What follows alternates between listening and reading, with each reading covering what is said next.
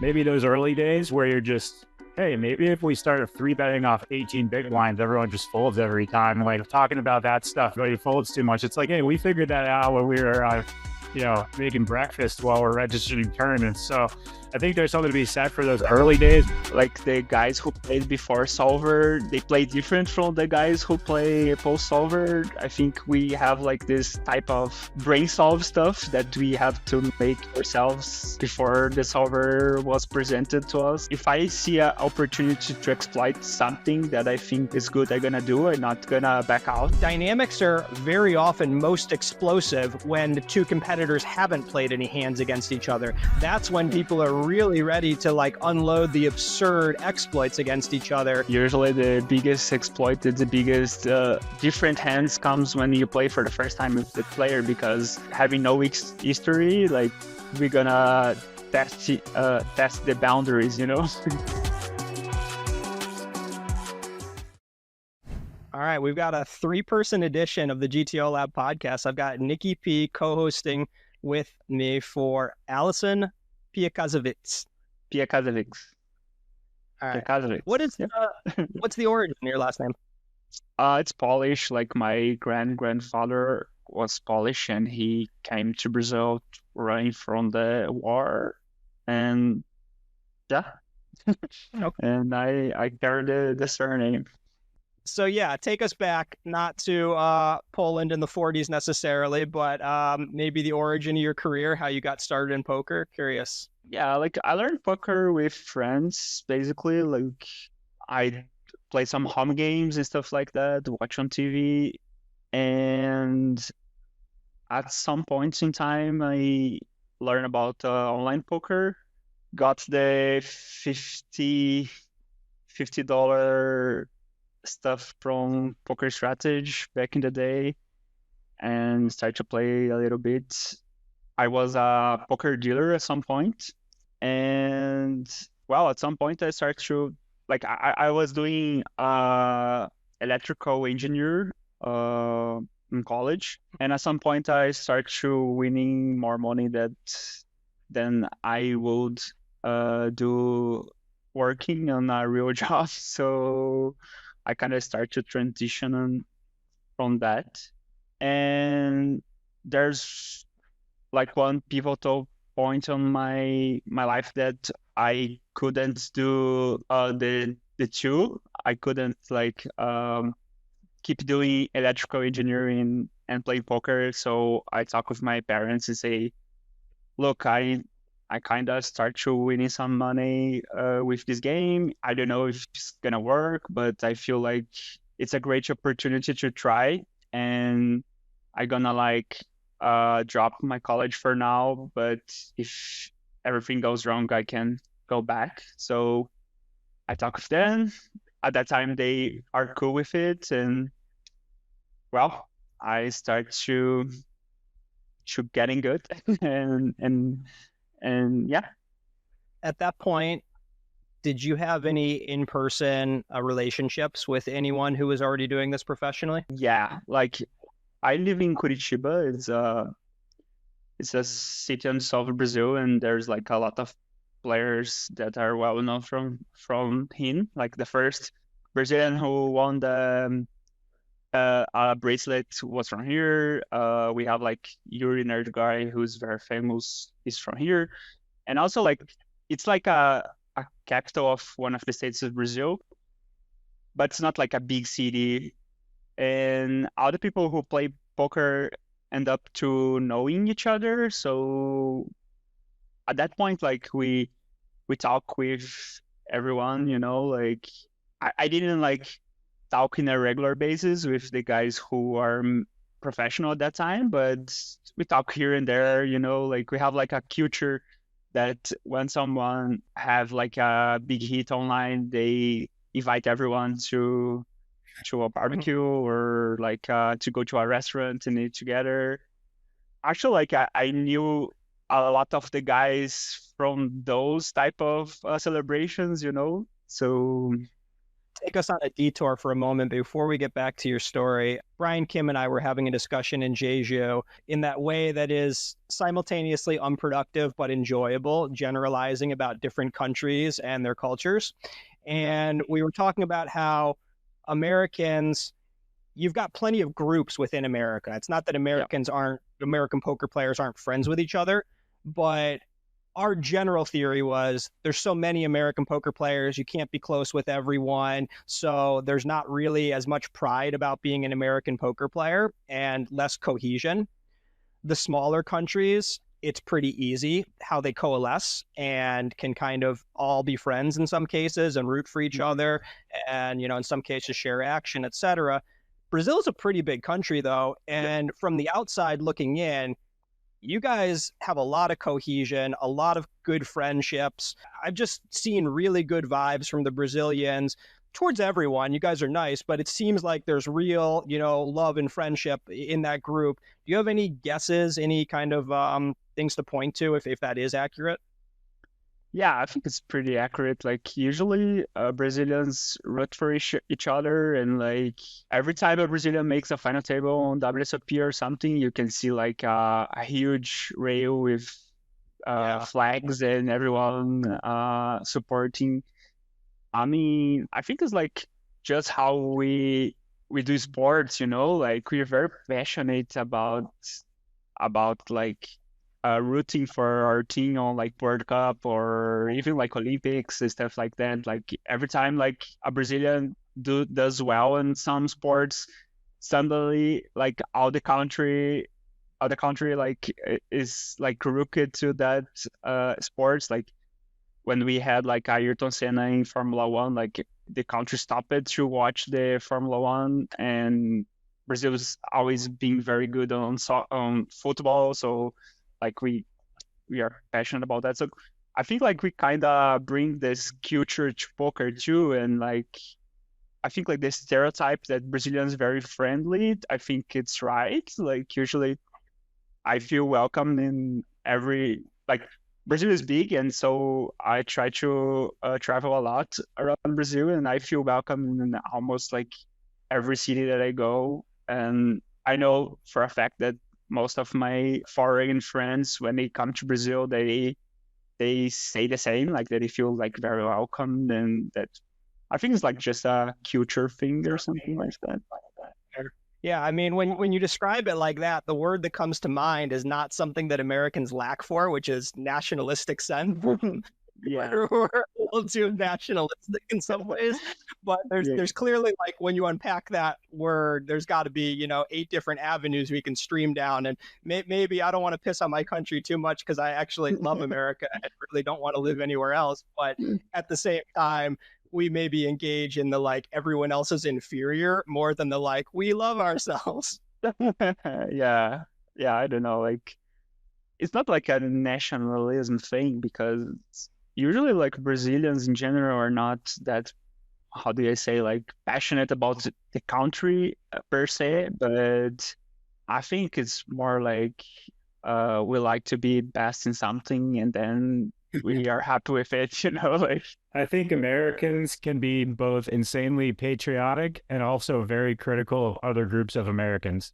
Yeah. So Americans are definitely the type that might even anti-sweat another American at a final table and just be like, oh my God, that guy's just running so good. When is it my turn? And Brazilians are just like, yeah, let's go. Another one. It's a thing like that. The only people who can say bad things about Brazil is Brazilians, like if someone outside of Brazil says something bad of Brazil, you're gonna hear a lot of things, Every time like a foreign, like an artist or something say, or even like in poker, there's some cases that some guy say some shit about Brazilians, and like all the Brazilians go to like the Twitter of the guy or the Instagram of the guy and like defend ourselves, like. But the only people who can say bad things about Brazil is Brazilians. That's the thing. So let's get back to your story a bit. So okay. you made the decision to go kind of full time, transition fully out of electrical engineering. How does it go for you? Yeah, at first, like I kind of play by myself, but I mean, I was young. I always struggle at that point with bankroll management. All tournaments? Yeah, I played some cash games in like a live club in my city, but I mean, wasn't I mean, was like a small stake stuff, and most of my volume comes from playing like sitting goals in tournaments at the first, and then I decided to join a team, like a backing deal, you know, like we have like a guy who have the money and a bunch of guys who coach. So I started to play in a team environment. Mhm. And Was this yeah, all I did. Brazilian? Yeah, at that point was like a lot of Brazilian friends that live in my city, and we started to play together. And the guy like rent a kind of office, and like every day we like it felt like a real job, you know, like every day I go there, we turn our computers, we start to play, and yeah, like I went like very well at the beginning, playing like, I don't know, like $5 tournaments, $10 tournaments, $20 tournaments, something like that. Was this like 10 years ago? Yeah, it was like 2012 or something, so 13 years ago. How often that's going on today? Because I feel like that was the heyday, but maybe I'm just older and don't know about them. But are these grind houses still relatively common, or is that kind of a thing of the past? Yeah, I know like two grind houses that one of them, actually one of my brothers is there in Florianopolis. But so I know like two that poker players who live together and grind together. But yeah, I think like back in the day, I felt like that was like more a common thing. Even like if the guys didn't live together, but they had like a place where everyone goes to grind together and Yeah. share the same experience. Or they live in like the same building or something? Yeah. I mean, I think like back in the day was like pretty more common than these days. Like actually, like that, like there's a point in time that we every like scoop and W Coop, we rented a house in like Florianopolis. That's a close beach from here. That's very very nice. And we go like in like 6, 7 poker players, and like we stay all the series there and root for each other. Like we did like all the series together. Was like a common thing back in the day, but right now no one like kind of does that anymore, I think, or at least Yeah. it's a much more difficult thing to see. When you hear, one of the common questions that we'll get to, but people ask when I've got someone, of your level on the podcast is, how do you make the transition from low stakes to mid stakes, from mid stakes to high stakes? And I think kind of one of the sneaky answers is be around and talking constantly to other people trying to make that same climb, as well as a couple people who've already made that climb. And that happens in exactly the environment you're discussing.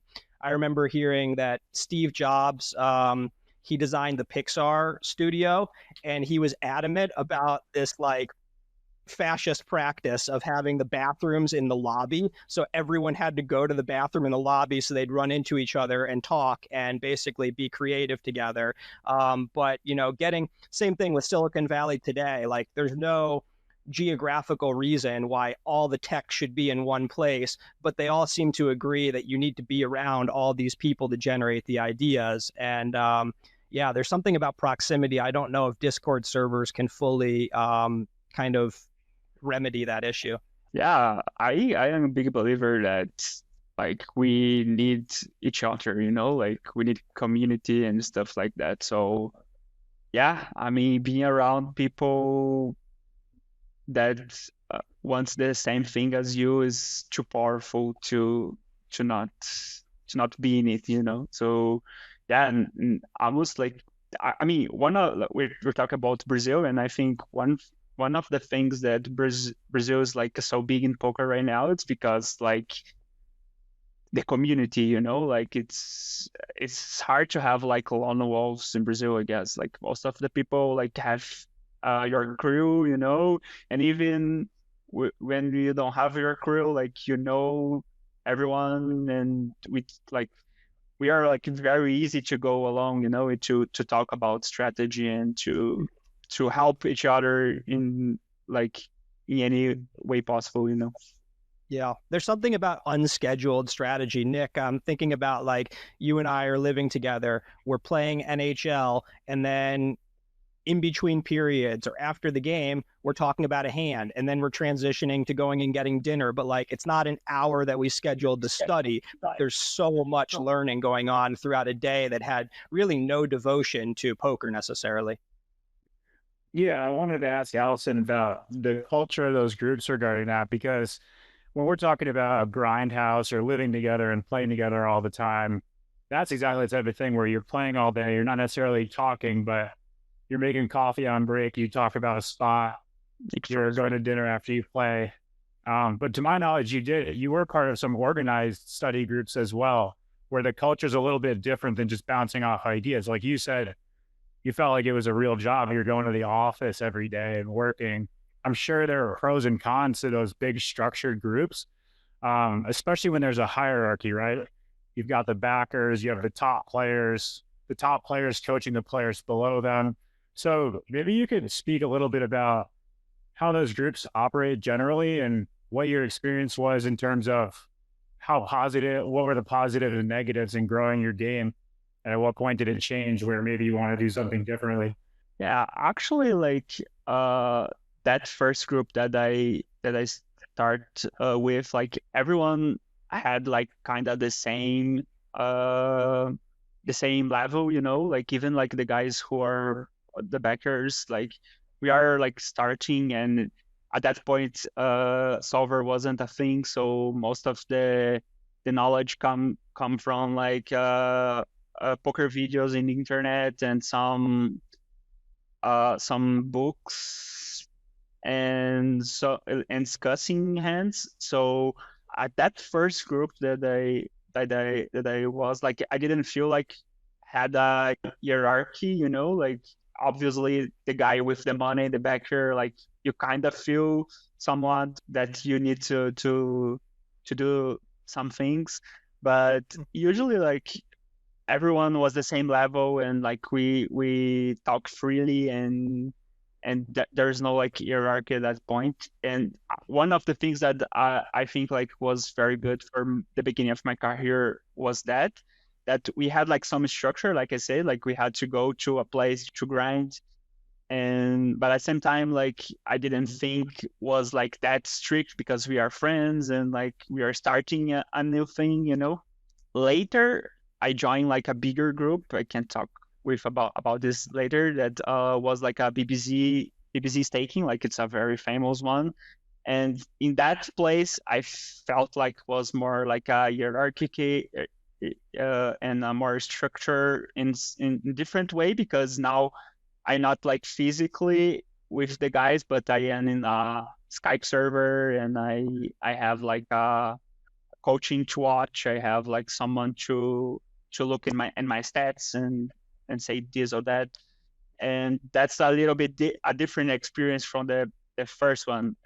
So I think like it's a great experience, especially for for a guy who is starting to play, because you're getting basically like coached from the beginning, you know, like you need to, like for me, like to be a good poker player or to be a professional, you have to play. So when you start, you don't know where to start, like where do like from where I go, where I have to study, because you have so much things to do. So being in a structured place that can give you the roadmap, I would say it's very good for a beginner, you know. I felt like after some time this type of structure of things is not that good anymore, because at some point in every player's career, you're just giving away too much of your profit to a thing that maybe you can do by yourself, like getting coaches, or even like joining a group that share action or something like that. So that kind of an idea that comes to mind is that, like, to get decent at anything, you need some level of structure.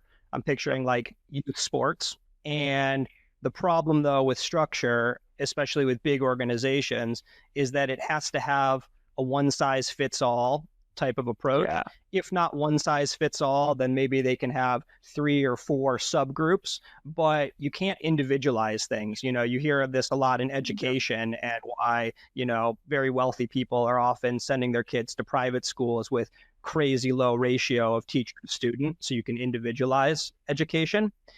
And I think, you know, when you look at any kind of large group and the structure it provides, it is so good at the beginning, like you said. But if you become a high performer, you know, by the very nature of what structure is, you have to outgrow that. that's the thing. Like the first organization that I have, like we have like a small group, so we don't have like this one size fits all, because everyone's brings something to the table. But in a bigger organization, I believe that's a real problem, because there are some players who gonna learn in a different way that I learn, and yeah, the guy who doesn't fit with the coach probably not gonna make it. That's what's happened, I guess. I think a few things you said are interesting and I can relate to, particularly the roadmap. When you start to get access to some players that have been around for a long time and have had success, like some of the guys leading these groups are the elite players, you get so much right away. Like what I got from learning from John, he had already been playing professionally. He had been through the bankroll management. He had started to think about the game in a different way. But you immediately, that stuff is life-changing, right? You're changing every approach. But as time goes on, something needs to give and you have your own learning process. And I actually think maybe those early days where you're just, hey, maybe if we start 3-betting off 18 big blinds, everyone just folds every time. Like talking about that stuff pretty casually. And then 10 years later, it's like, hey, my computer says when you 3-bet off 18, everybody folds too much. It's like, hey, we figured that out when we were, making breakfast while we're registering tournaments. So I think there's something to be said for those early days where for me, I went fully the other direction with groups where it's like, how can we get the best at the solver? And then one day I woke up and I'm like, man, maybe I'm not thinking about the right stuff, and I need some of the, some of the thought process and study tactics that we used way back in the day before the solver. So I definitely like a lot of what you said and can relate. Yeah, I feel like that's why, like the guys who played before solver, they play different from the guys who play post solver. I think we have like this type of brain solve stuff that we have to make ourselves before the solver was presented to us. So yeah, and also like we have like this culture of talking with each other and try to solve talking, because that's the way we learn. So yeah. And if you tell one of the pre-solver guys, like, hey, guess what? Like, this is what the solver says and this is what it does.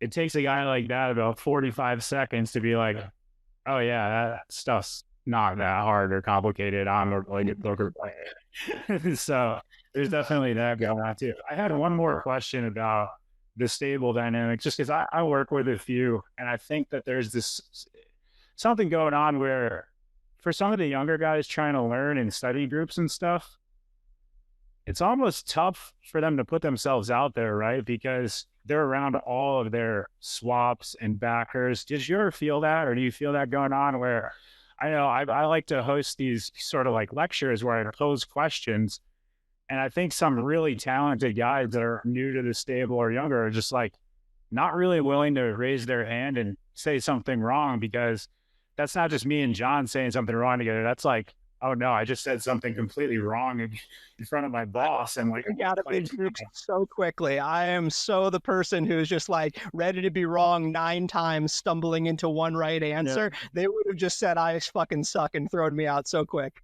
Yeah, if I'm John's backer and he's like, I was just shove king four suited. I'm like, I can't back that guy. So, like, did you ever experience that, or you have anything to say about that? Yeah, actually, like after I get out from that first table, I started to play by myself, and I did a stable, like, and me and one of the friends who live the same stable as me, like we join and make a stable. And after that, I joined the BBC staking. That was like a big organization and was in English. So in the beginning was very hard for me because first I didn't speak the language very well. I I just have to try. And second, that's the thing. Like it's like I was talking with the ending boss of poker, So every time I want to talk about a hand, I was like very shy, and I mean I still try because I want to get better, but I'm pretty sure that at the first like month or so, I try to not say anything and not look bad, But Yeah. and especially because I am friends with Jordan until now. The guy who runs BBC, and he's like very. I don't know if you guys watch any of his content, but he's very like he says things, Like if you screw up, he says, and he says in a way that you feel bad, But it's just like because he's very like straightforward, It's not that he wants to hurt you or something, but he's very straightforward. So I was scared to that in the beginning, and at some point, like. I just start to make jokes, and then after that, I feel like I feel like the thing is every time you join a new group, you don't want to screw up. Like you don't want to say something that doesn't look good, But at some point, like you feel included in that group. At that point that you feel included, like you basically can say everything, So I feel like in the stables, usually that's what happens. Like at the beginning, it's very hard for the guys to say what they think because they are scared to, like you say, like to say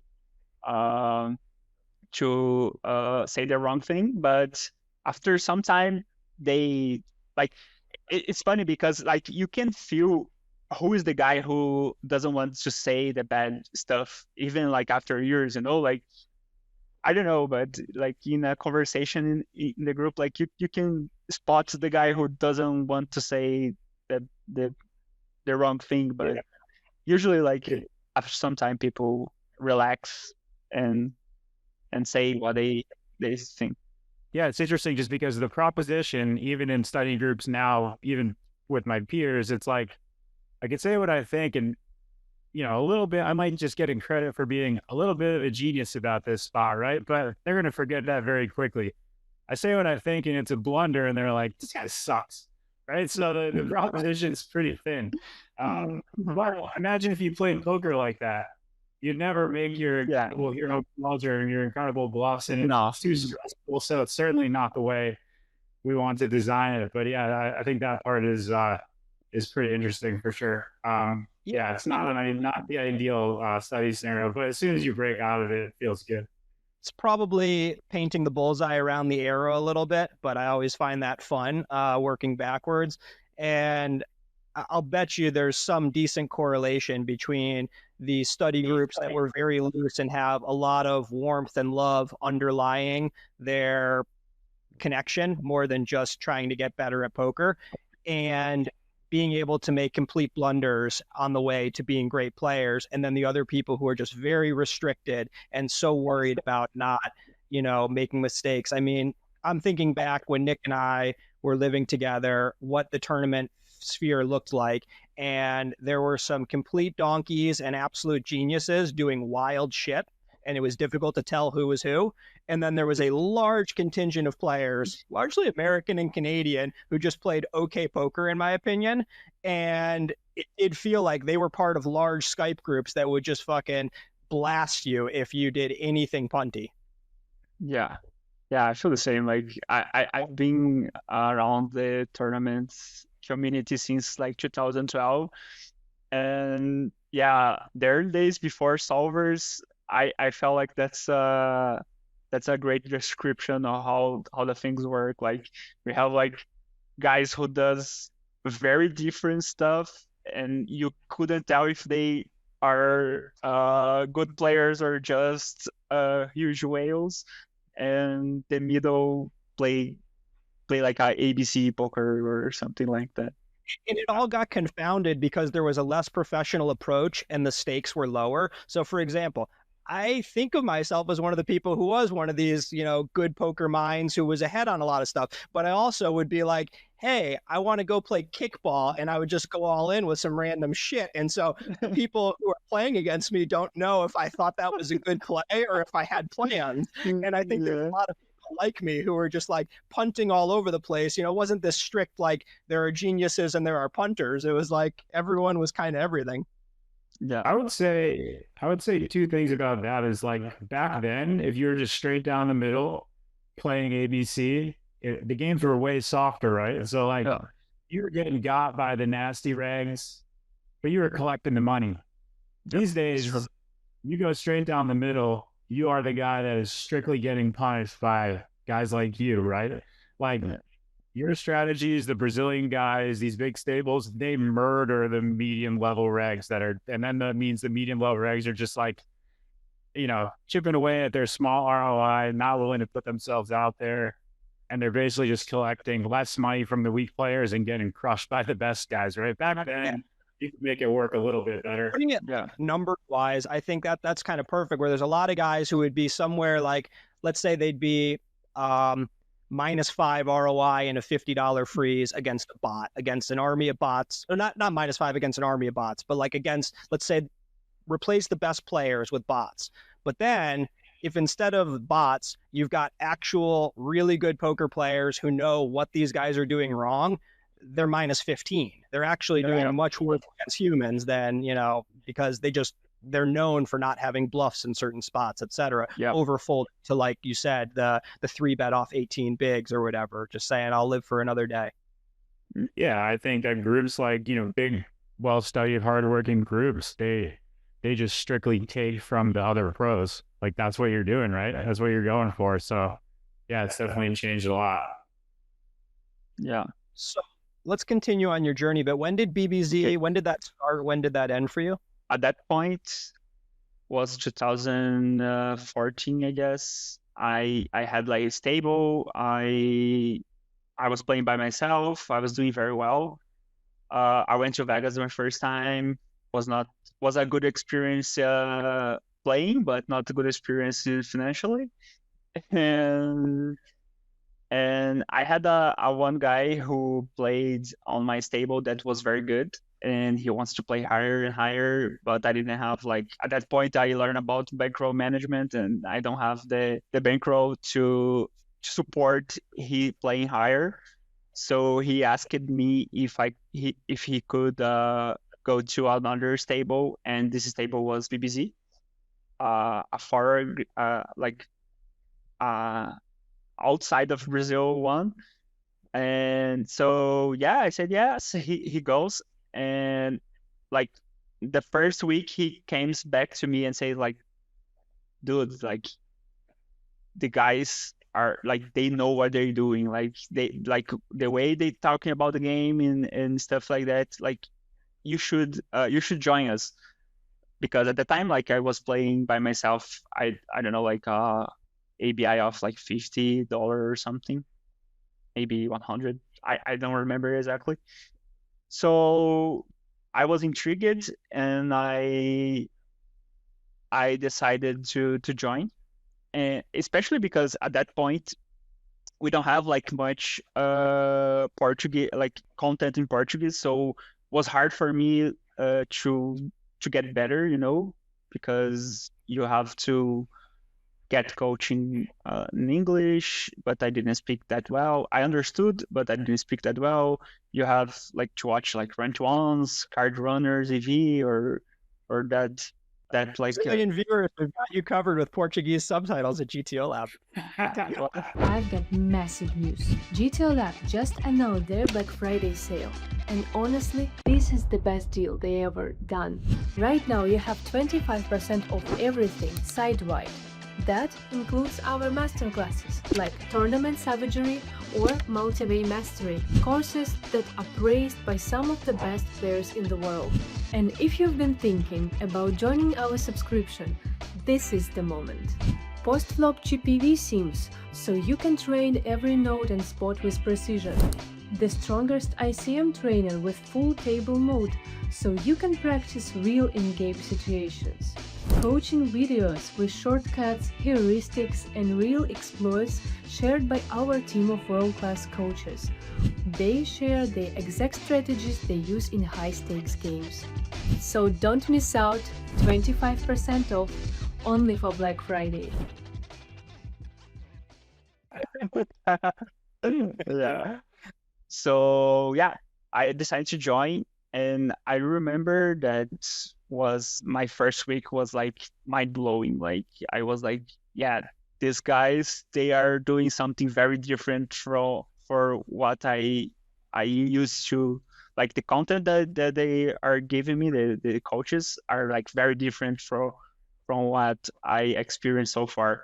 And also like I think Jordan especially he is my mentor, you know, like he teach me poker in a way that I can understand, you know, like he's the guy who like talks about poker and I can understand what he's talking about, you know, like he's the guy who teach me how to play poker. That I would say. Yeah. So yeah, some of the very biggest winners, right? Like European and Pads and BBZ and Tommy, Brooke, right? Like they had really elite guys that were doing things a lot differently than other players. yeah, at that point, yes, I would say like a lot of good players, at least that I remember, played there. Like I remember Miss Oracle being in the coaches. I remember Michael Adamov being there. Oh, really? Wow. I never knew he was anywhere. Yeah, I don't know if he was back here but I remember that he was in the group. And also, yeah, that's the two guys that I remember back in the day, like when I started, they are there. And so I start to play in BBZ and get coached by Jordan. And I think it was like 4 or 5 years. In 2019, I was coaching in the BBZ staking at that point. Like at some point, we have like a BBZ Brazil brand that I coached and also backed, but didn't go very well at that point. And yeah, those days, like I start to play higher and higher. And is there anything, when you said didn't go very well, anything aside from bad variance that you would point to? I mean, it's hard. I admire the guys who plays and have a backing deals, you know, like having horses and stuff, because it's too hard, you know, like it's too hard to focus. Like at some point, I didn't know if I study and play it or like I coach and try to make the guys better, you know. It's too much things to do. That's the point. I think that's why we fail, because I really love to play and I really love to study, and at some point I was not playing, not studying, to coach and to make administration decisions and stuff like that. So yeah. Nick and I have a close friend who runs a medium-sized stable and has for 15 plus years. And like, I love talking about problems with my friends. They want to talk about their relationship issues, their this, that issues. but holy shit, backing issues are another level. Like what it means to run medium-sized stable and like pay for this guy's rent, know that this guy's cheating you, know that this guy's angry at that guy, this study group is branching out from those people. And holy shit, the problems never end. Our buddy became a full-time manager because there was no room left for him to play. It's just, he got really good at it, but it takes a unique person to want to solve those problems or to be good at solving those problems day in, day out. It's adult daycare. Yeah, it's probably very profitable, but it's too much work. I just wanted to ask you one more quick question about the coaching stuff. I have my own experiences. I won't spoil them. I'll see what you say, but how did you enjoy coaching big groups? I assume that was what it was, right? You're having big group lectures and stuff like that. And then I don't know if you did any one-on-ones, but what was your experience with that? Because I know you said you like studying. Studying is kind of part of coaching, but I don't know how you enjoy that experience of coaching big groups. I like to coach, to be honest. Like I am very passionate about coaching, but I hate to prepare. Like I hate to like prepare. Like I like their freestyle coaching. Like if we like open stuff, we start to talking, and that's why I love it. But the prepared coach was like very hard because like I spent so much time like preparing the stuff, like making a presentation, making scenes and stuff like that. So that was like a pain, to be honest, but I like coaching. And in BBZ, like what was like a big group coaching, and also like has like a kind of a bit of pressure because like you're coaching like a very big group, and I had like to prepare very well. Like I was like very hard on myself to be good.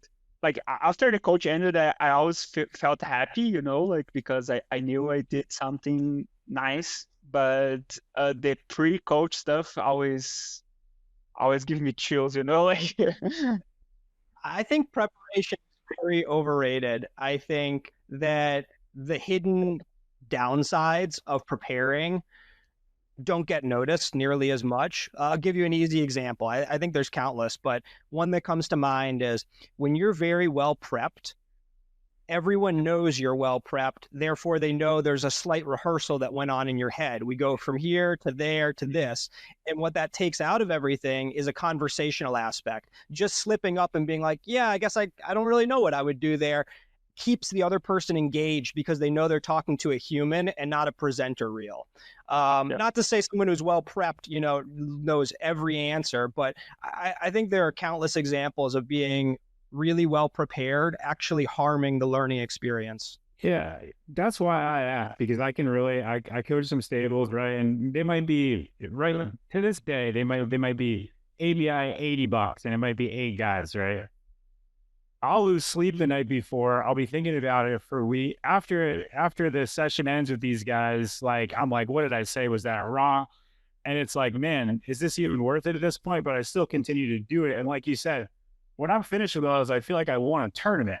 It's like crazy unbelief, right? So, and to John's point, then I coach a few, I have so many long-standing students that just play live, and like 2 of them will get on a call at once. I'll be like, what are we doing today? I don't know. Let's talk about these hands or play this.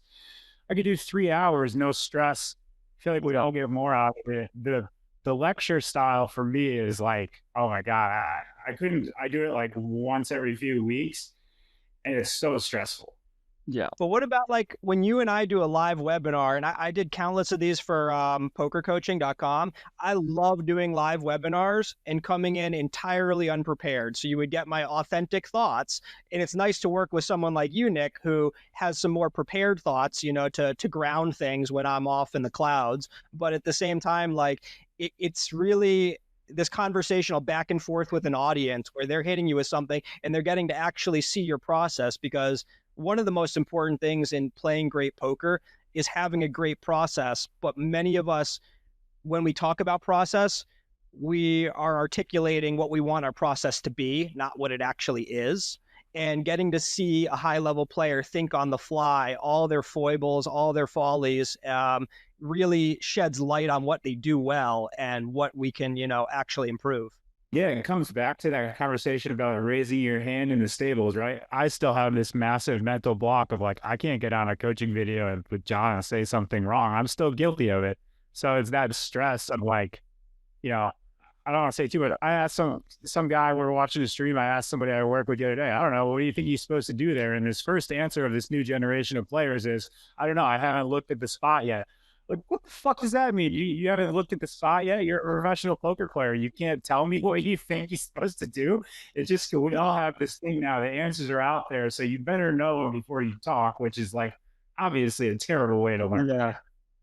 I'm a big fan of asking students, give me your 5-second impression. I don't want you going through the process. I want you to give me your 5-second answer. Then we'll work the process. Then maybe we will or won't look at a solver after. But your 5-second answer tells you about your bias, because when you're playing poker, you're making decisions that don't have 6 minutes of thought. So you want to know, I'm consistently too tight in these kinds of situations. I always seem to see a blocker and shove as a bluff on the river, you get this idea of what you look like if you weren't given a little bit of time.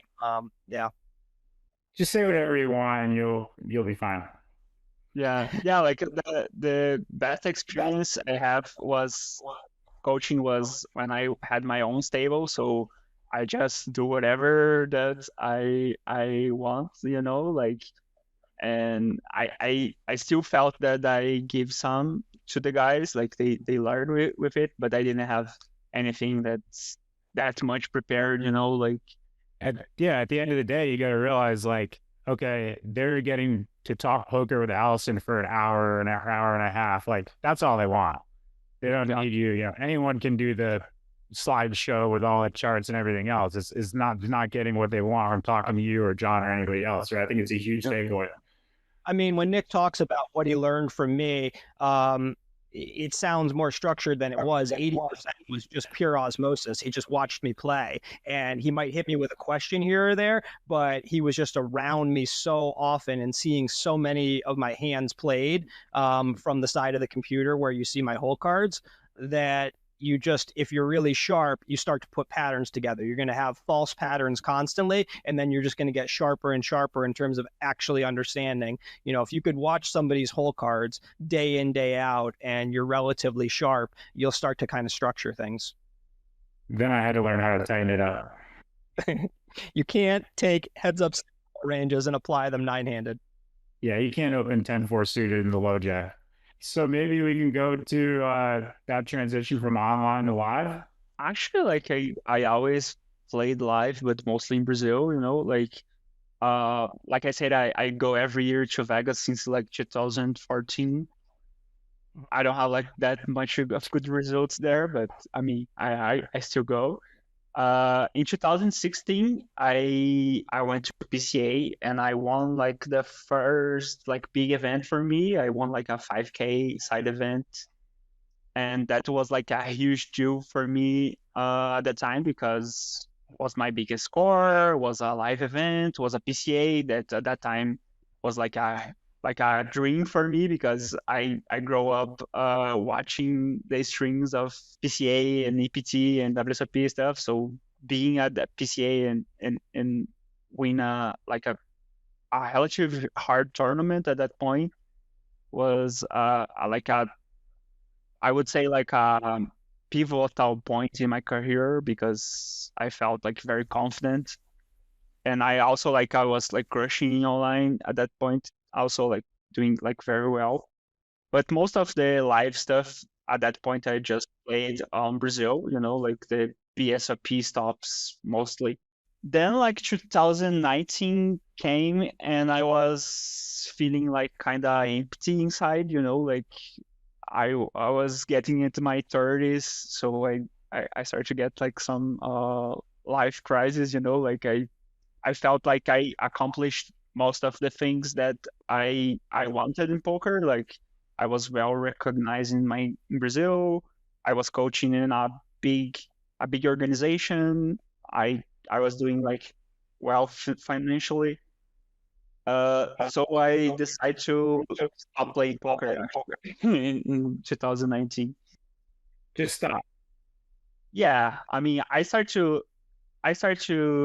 get into meditation and yoga and stuff like that. I don't know, like I just didn't feel like more playing, you know.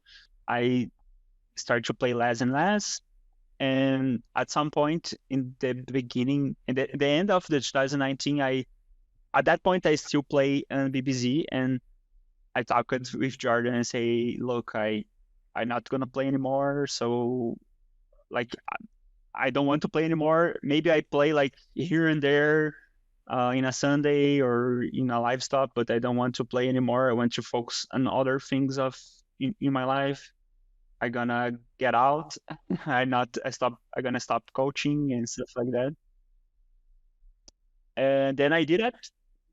And it was funny because right after the pandemic hits, and I did some like meditation retreats right before, so was like I was preparing to that, you know, like because I'll get like inside of the house and stuff like that. So basically, then during the pandemic, I still play here and there, you know, like when I feel, but it was funny because everyone was saying that was the best time to play online poker, and poker was skyrocketing, and I wasn't playing anymore, you know, like so yeah. During the pandemic, like I moved it to a more like rural area and lived there for a while.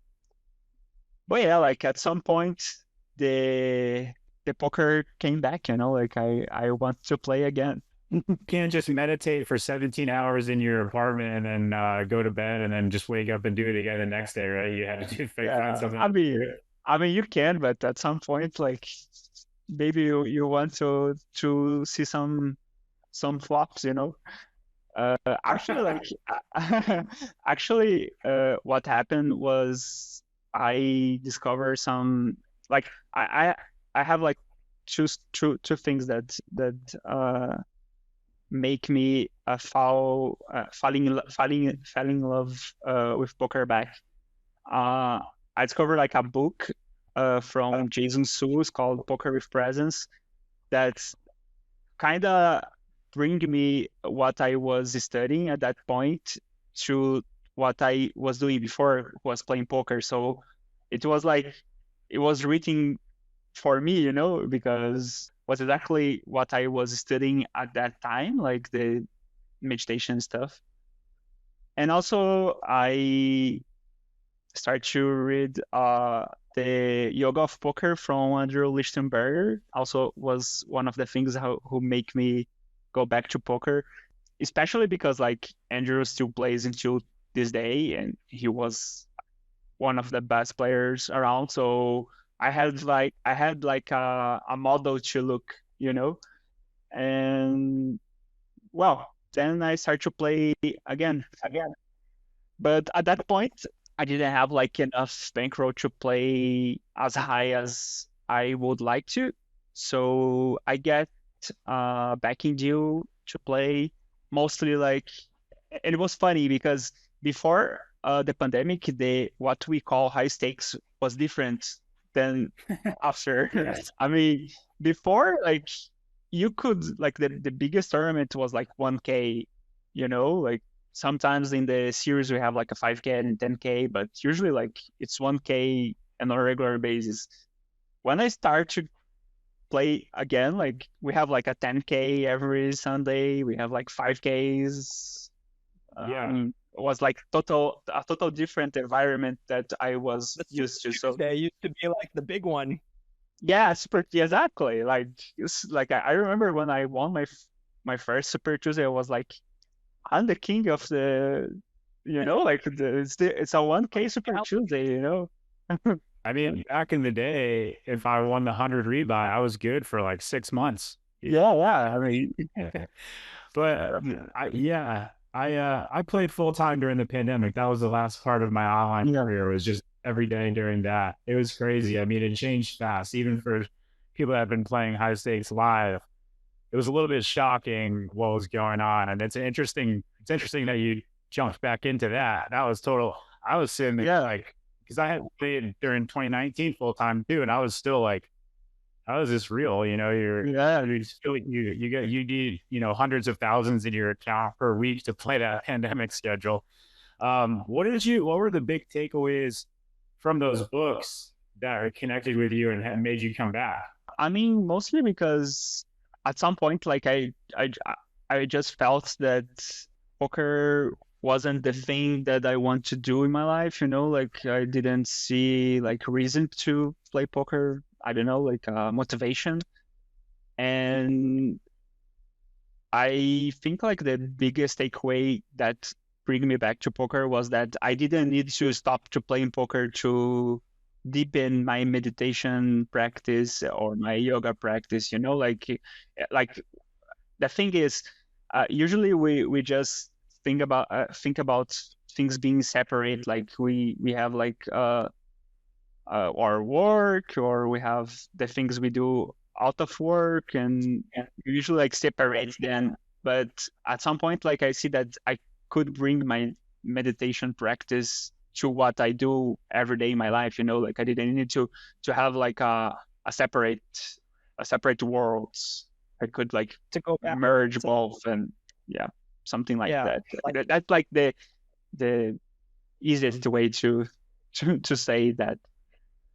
Yeah, like in that previous point, that's kind of the very nature of words, is that they provide structure, which is very helpful for communicating, but they also limit us. When you say work is maybe not supposed to be fun, and maybe it has all these other connotations to it. And yeah, like the reality of existence is it's messy, and most aspects of your life can't be contained.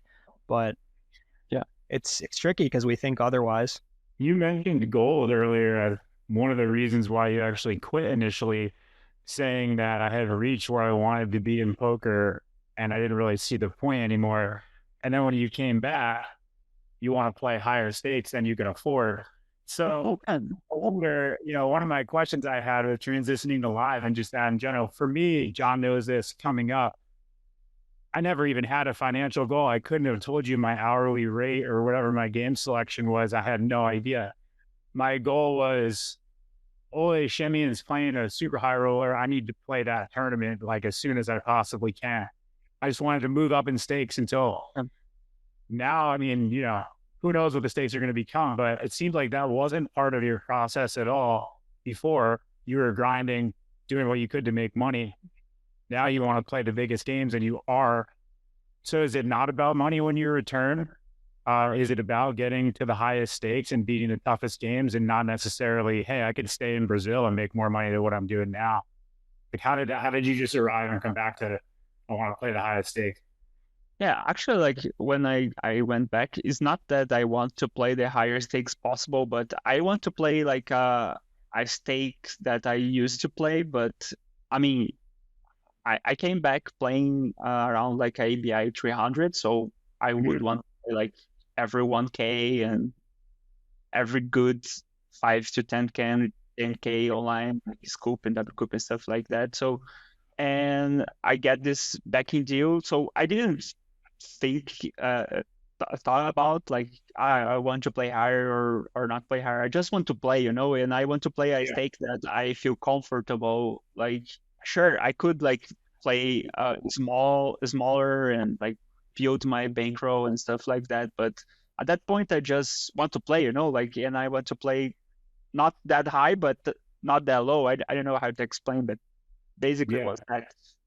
And I like this backing deal, like I played in that for like 2 years or something. The first year I still like didn't play that much, like I play mostly Sundays. I play some live stops in Brazil, some like WSOP Vegas stuff. But the second year I really went back to the grind, like I wake up, wanted to play, and I study, and I start to get back in the track. And at that point, I really want to play by myself. And at that point, when I start to grind, I really want to play myself. I really want to play higher, and yeah. After like the last year, one of my friends, Felipe Boyanovas, asked if I want to join his group. Like he had like a swapping group, like they have he Pedro Padilla and more two guys that those two guys like left, so end up being like only Pedro and Felipe, and they asked me to join to play higher, and then my motivation to play higher came because I have like the perfect environment, like I have friends. Both of them are my friends, especially like Felipe is my friend from like a long time, and they are already playing the highest stakes, I would say, at that point. So yeah, I joined. Then the first month we say like, since I moving up stakes, I start to adding some tournaments slowly, but I went very well. And I mean, second month we are playing all the same stakes, I would say. That's like how the transition to like higher stakes happened to me at that point. Yeah. So it was never a goal to just shoot straight up to Triton. It was, you kind of still grinded it up. And then once that got into your sights, you started maybe focusing on that a little bit more. Gotcha. Yeah. Like, actually, like when I start in 2024, the beginning of 2024 was when I joined the group, and they are playing like they're starting to playing higher stakes live. Like I think like Felipe was in Monaco and he played like the 25 and the 50Ks, but it was a thing that we are starting to get used to at that point. Like we wanted to play. When I arrived at the group, like the thing is like we are almost playing like the biggest stakes possible online, but yeah, we want to play higher live too. But let's go one step and another, and yeah, at some point like we start to go more and more. And when you make that transition from super high volume online, having studied with so many different online players and really zooming in on that population's tendencies, you have a lot of strategies that are focused on exactly what we talked about earlier, crushing those weak regs, right? Yep. Let me double down on your question here, Nick. Can I, Sam Mueller had a very similar question. I didn't mean to interrupt you there. My connection's not good. In our GTO Lab Discord, I was soliciting questions for Alisson. Sam says, with what looks like a very exploitative approach to the game, I'd like to know what his study routines look like, where his main study focus has been throughout the different stages of his career, and adjustments when coming to Triton. Does that capture it, Nick? I didn't mean to interrupt you there. I was going to say it in an old guy format where I say, yeah, you have all these tricks and things that work online. Now you go to Triton and you're playing against Tan Xuan and Ike. It's not the same thing. So, did you have trouble adjusting, and how are you managing that transition? Yeah, like I used to have like a very good study routine back in the day when I was in the BBC staking mostly. Like I felt like most of my I would say like my structure talk about how to play a spot comes from that time, and also about like I remember like we are one of the first groups to have a solver, so we dive like very deep in that, like in 2016 or something. Was like very long time ago. And I feel like when you work a lot with solver, at some point like you kind of get how the solver thinks. I don't know how to say that, but something like that, not that I can solve any spot, but I could have like a pretty good guess for the most part for working, I don't know, like 5 to 7 years with the solver.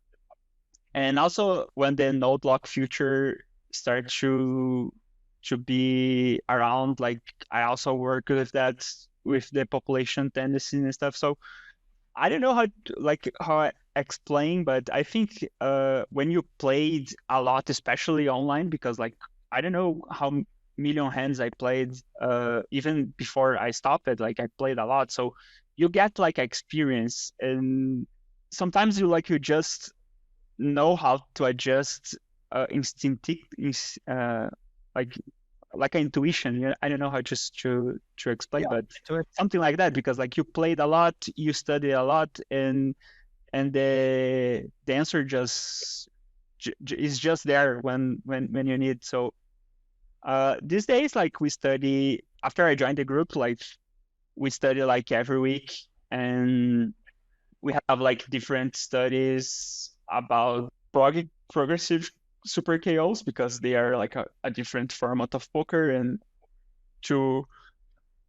also we have like a study especially after max later ragging, because that's where the money is, I would say, and also that's where most of the people used to play different, I would say, that we believe it's the right answer. I don't know. So we have like a very focused thing on those two formats at the beginning, like get good after max late hag and get good progressive super KOs, because they are like the most different stuff and where the most people make big errors, I guess.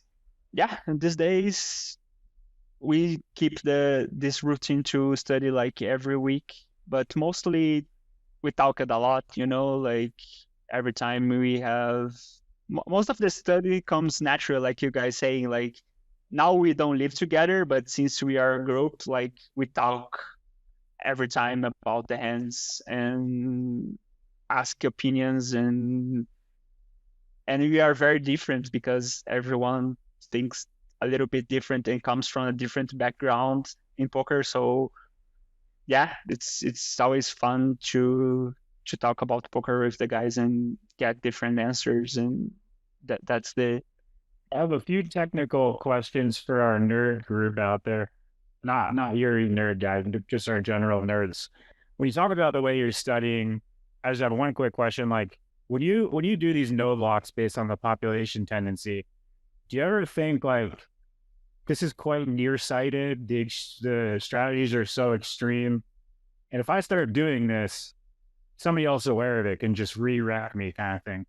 yeah. Like, how much weight are you putting into that stuff? As much of it just being more of an idea? No, Because I think a lot of people are starting yeah. GTO wizard as node locking. Are starting like, oh, I can check raise my range. No. I mean, when I node lock and stuff like that, it's just to see how the solver, what the solver does. Not that I gonna copy that strategy, but it's most to understand, like, well, if I do that, what happens? If I do that, what happens? It's more like to get a grasp of the theory. When I'm playing, I obviously, I mean, especially at the early streets, I don't try to get like this max exploitative approach, like because I know that if I do something in one street, I can be it could be bad for me in the next streets. So Right. it's more like when I do this, like when I study with node lock, is more to see what the solver responds, not that I gonna copy that or Yeah. something. No, I would say about like adjusting to Tritons, because I mean, I don't know what to expect when you're playing, because I don't know how the people view my game. So I just try to be aware, and because I play live since the beginning of my career, so, and I would say that I've been doing well, especially in Brazil. So obviously the competition is different, and I'm probably playing with the best players in the world on Triton, for example. But still a environment that I used to.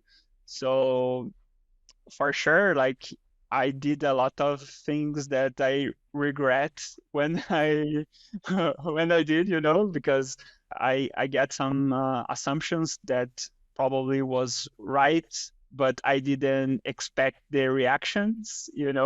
So yeah, I mean, I was trying to just enjoying playing and every time like recalculating my strategy, because I didn't know what to expect, to be honest. So it was more like I play poker for like 30 years now, and I know how the strategy should look like, and I will try to play my best. And sure, if I see an opportunity to exploit something that I think is good, I'm gonna do. I'm not gonna back out.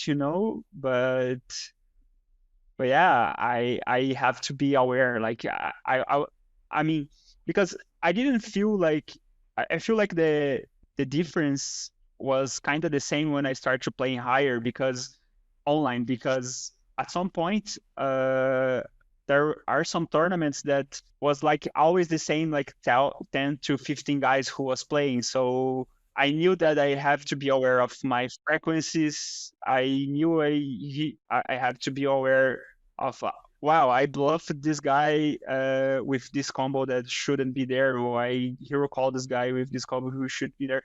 I know I have to be aware of that he probably is gonna adjust with that. So it's was kind of the same, but different because it was like You have one versus me. Let's see how good your memory is at tracking those. Where you blow me a huge pile with 0.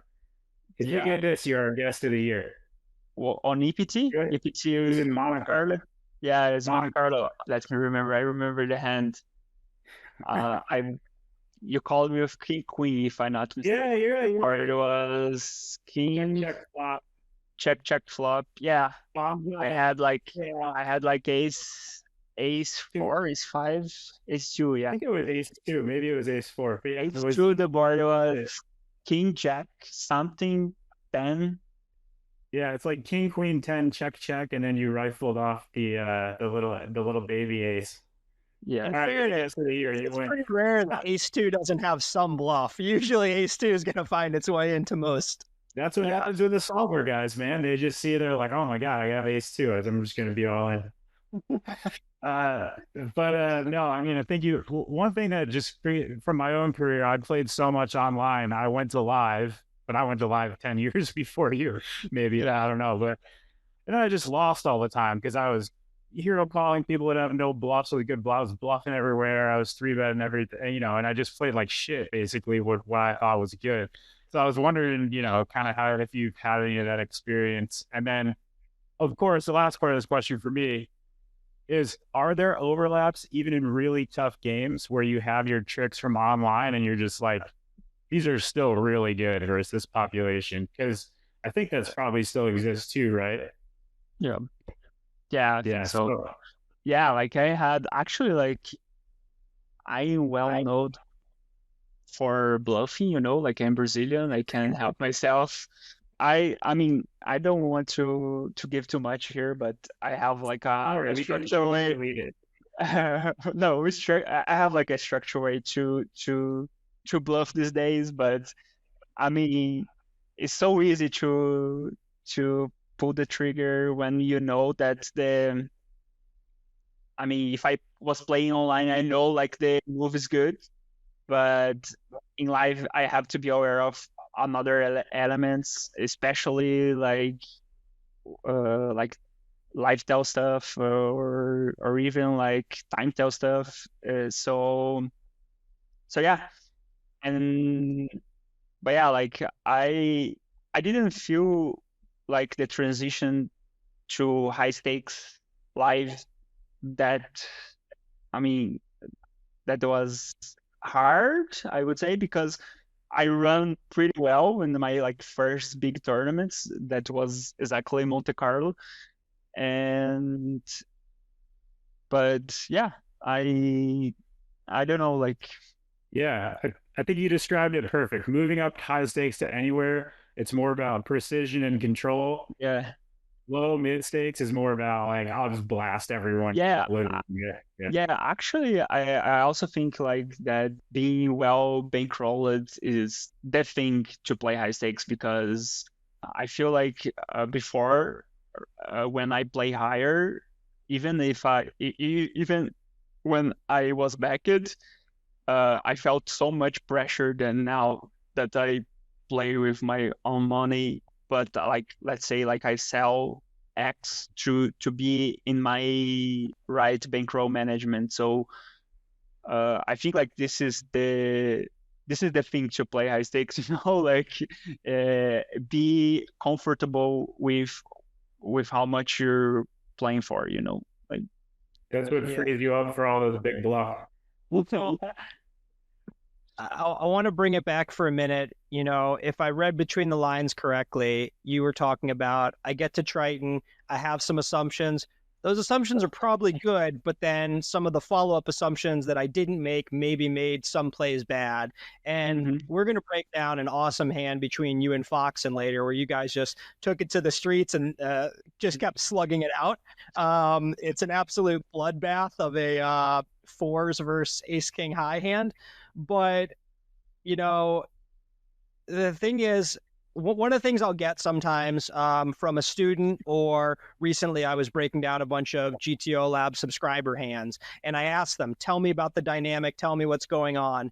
And a comment I got a few times was, there's no dynamic, which I understand what they mean. We haven't played any significant hands against each other. I don't, think the comment is foolish, but dynamics are very often most explosive when the two competitors haven't played any hands against each other. That's when people are really ready to like unload the absurd exploits against each other. And, the powder keg is like, for whatever I might think of Nick's game and he might think of mine, there's probably a lot less exploits than there are going to be against some other high stakes reg that we've never played a hand versus, but we get to the table and we have our preconceived notions, correct or incorrect. Yeah, I agree 100%. Like, usually the biggest exploit, the biggest different hands comes when you play for the first time with the player, because having no history, like, we're gonna test the boundaries, I would say. Yeah. If we go back to the one that Nick mentioned, like if I were to say a hand history and I say Alisson 3-bet folded against me off 18 big blinds, I don't know what to make of that. Does that mean he's more or less likely to do it next time? But if I say I've never played with Alisson before and I saw him do this, in a situation where he doesn't know I know about it because I wasn't at the table, that is worth 10 times more. Yeah. That's the thing with the Foxen thing, right? Like you can go find 200 hands of him on YouTube.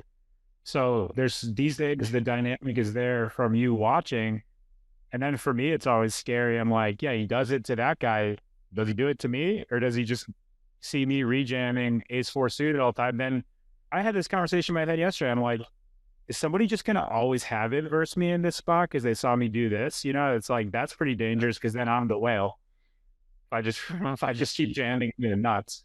So it's interesting when there's so much content available now. Yeah. Yeah, I think we've come to the point where there's very few people who are truly still trying to claim that they're mixing and rolling for spots against players they've never played against or against fish, etc. Where it's like, it's a very tough lie to keep up in today's game when you really look and watch the way people play. Yeah. Yeah, I mean, and also like every time the spot is like mix, let's say, I don't know, sometimes you can ask yourself like what I want to do. Like I know that the answer is like call or raise. Like what I want to do, I want to call, I want to raise, and then you go from there, That's your randomizer, because sometimes like you get information that you are not conscious about, but you just feel, I don't know. That's exactly what you said. If Brisbane, a question I want to ask you is like, you said you don't do too much whatever when we're talking about no locking. You're kind of staying on the rails pre-flop, flop, and turn.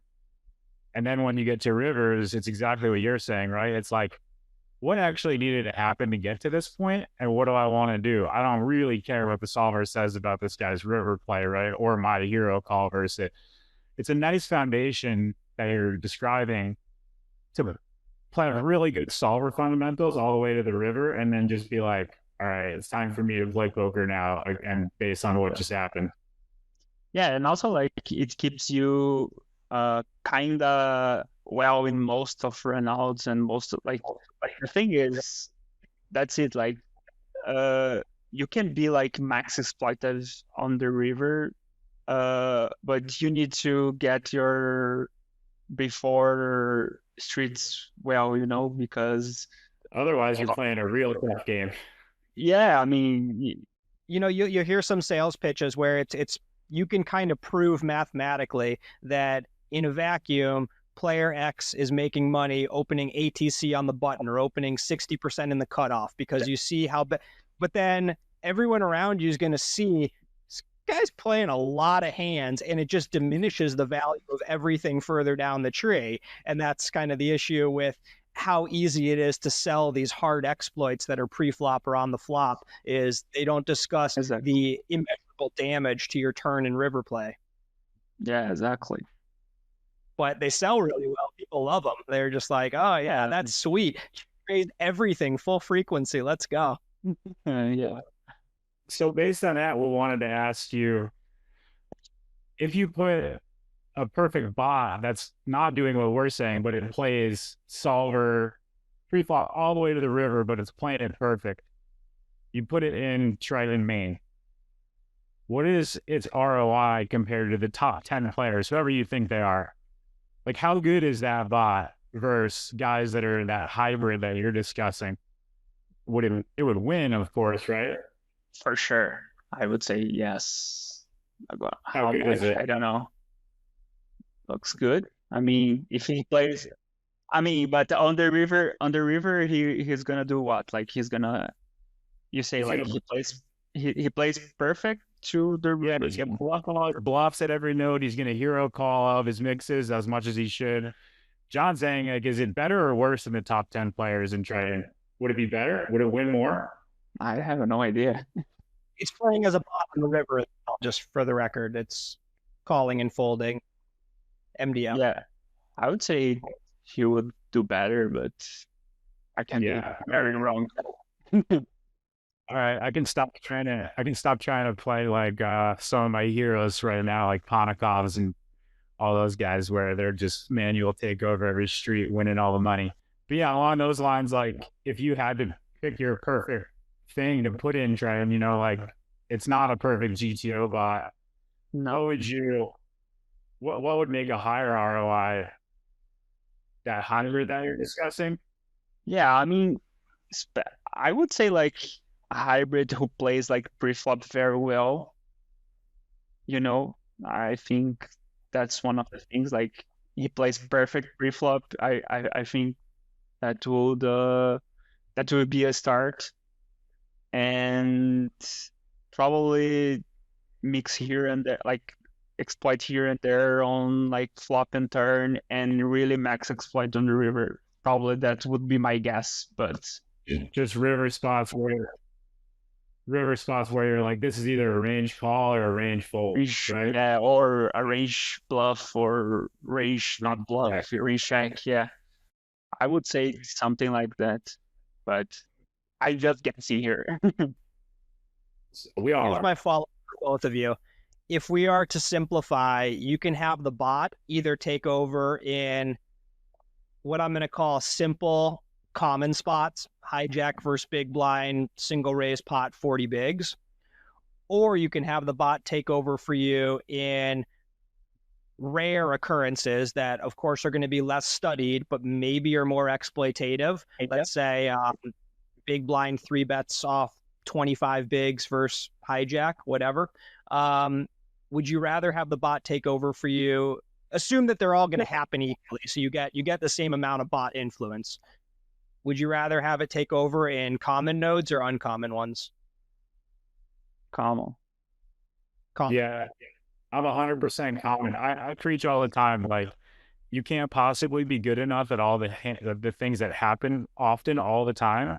And if you just make sure that you nail those and you never blunder them, you're probably going to just be an amazing player. That's why I always tell people not to depart from studying. Everyone wants to start studying rare stuff. Like, just be the best in the world at the stuff that happens all the time.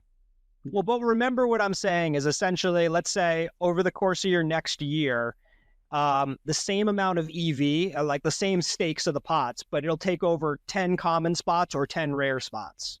So it's not going to be a volume thing. You don't get to just kind of use the solver. I just think that the bot is great and all the common ones. And then the rare spots are kind of like, you're going to be on the wrong side of it in some way. And we've all played so much poker for so long. I'd rather just decide on those and not have to be, purely.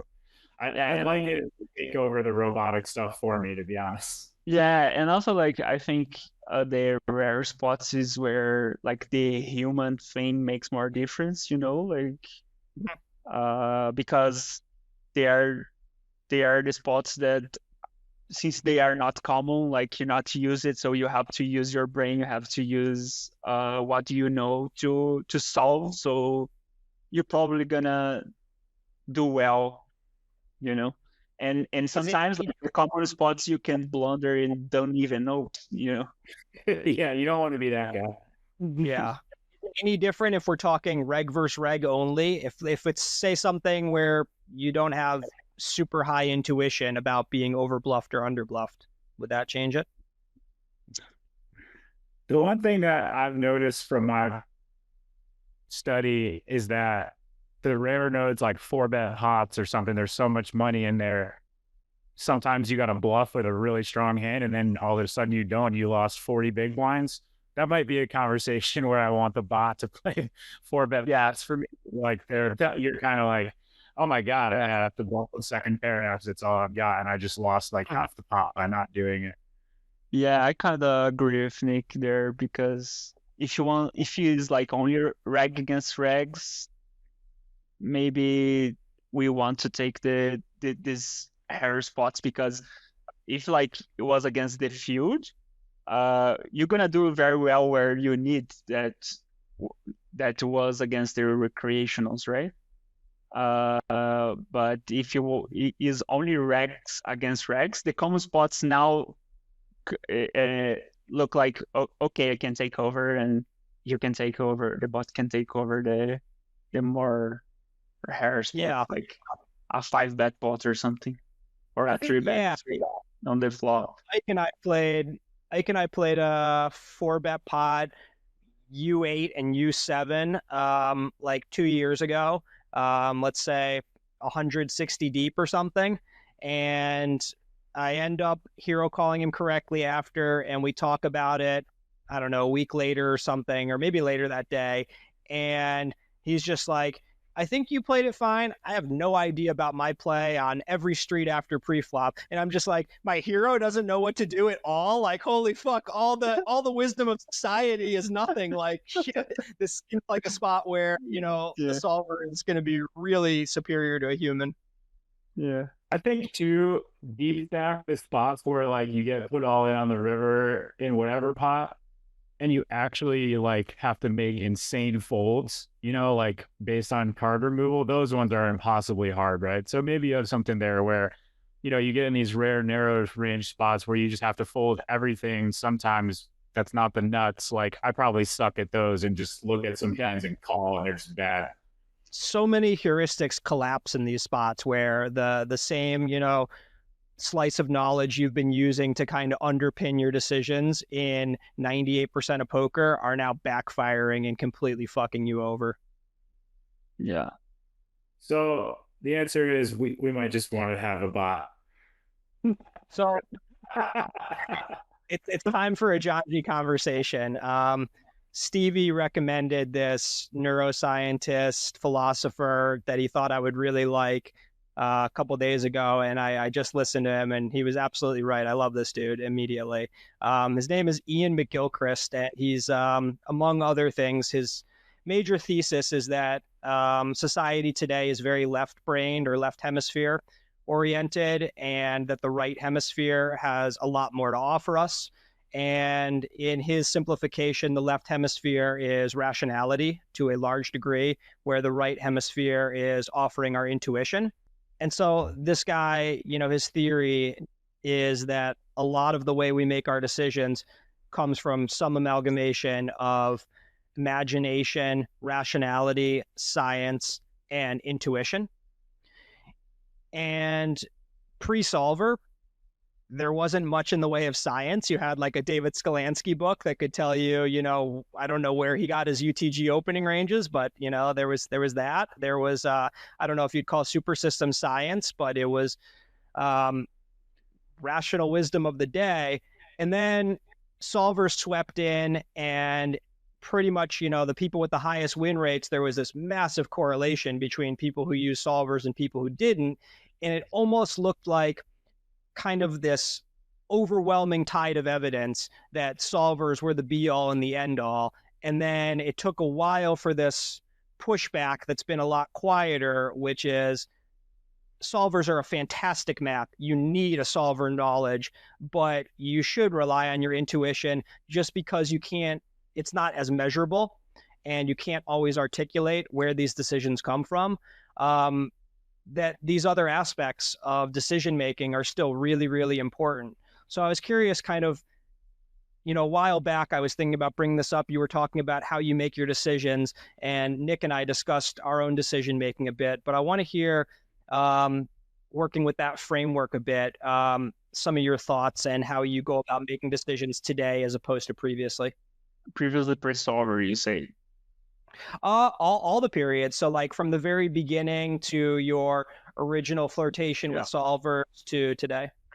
Yeah, I think like in the early beginning, we just do what like the best hacks do, like you see, like you just learn by watching the others play. So the first was like, there's like a common knowledge that what's right, what's wrong, and then we go from there.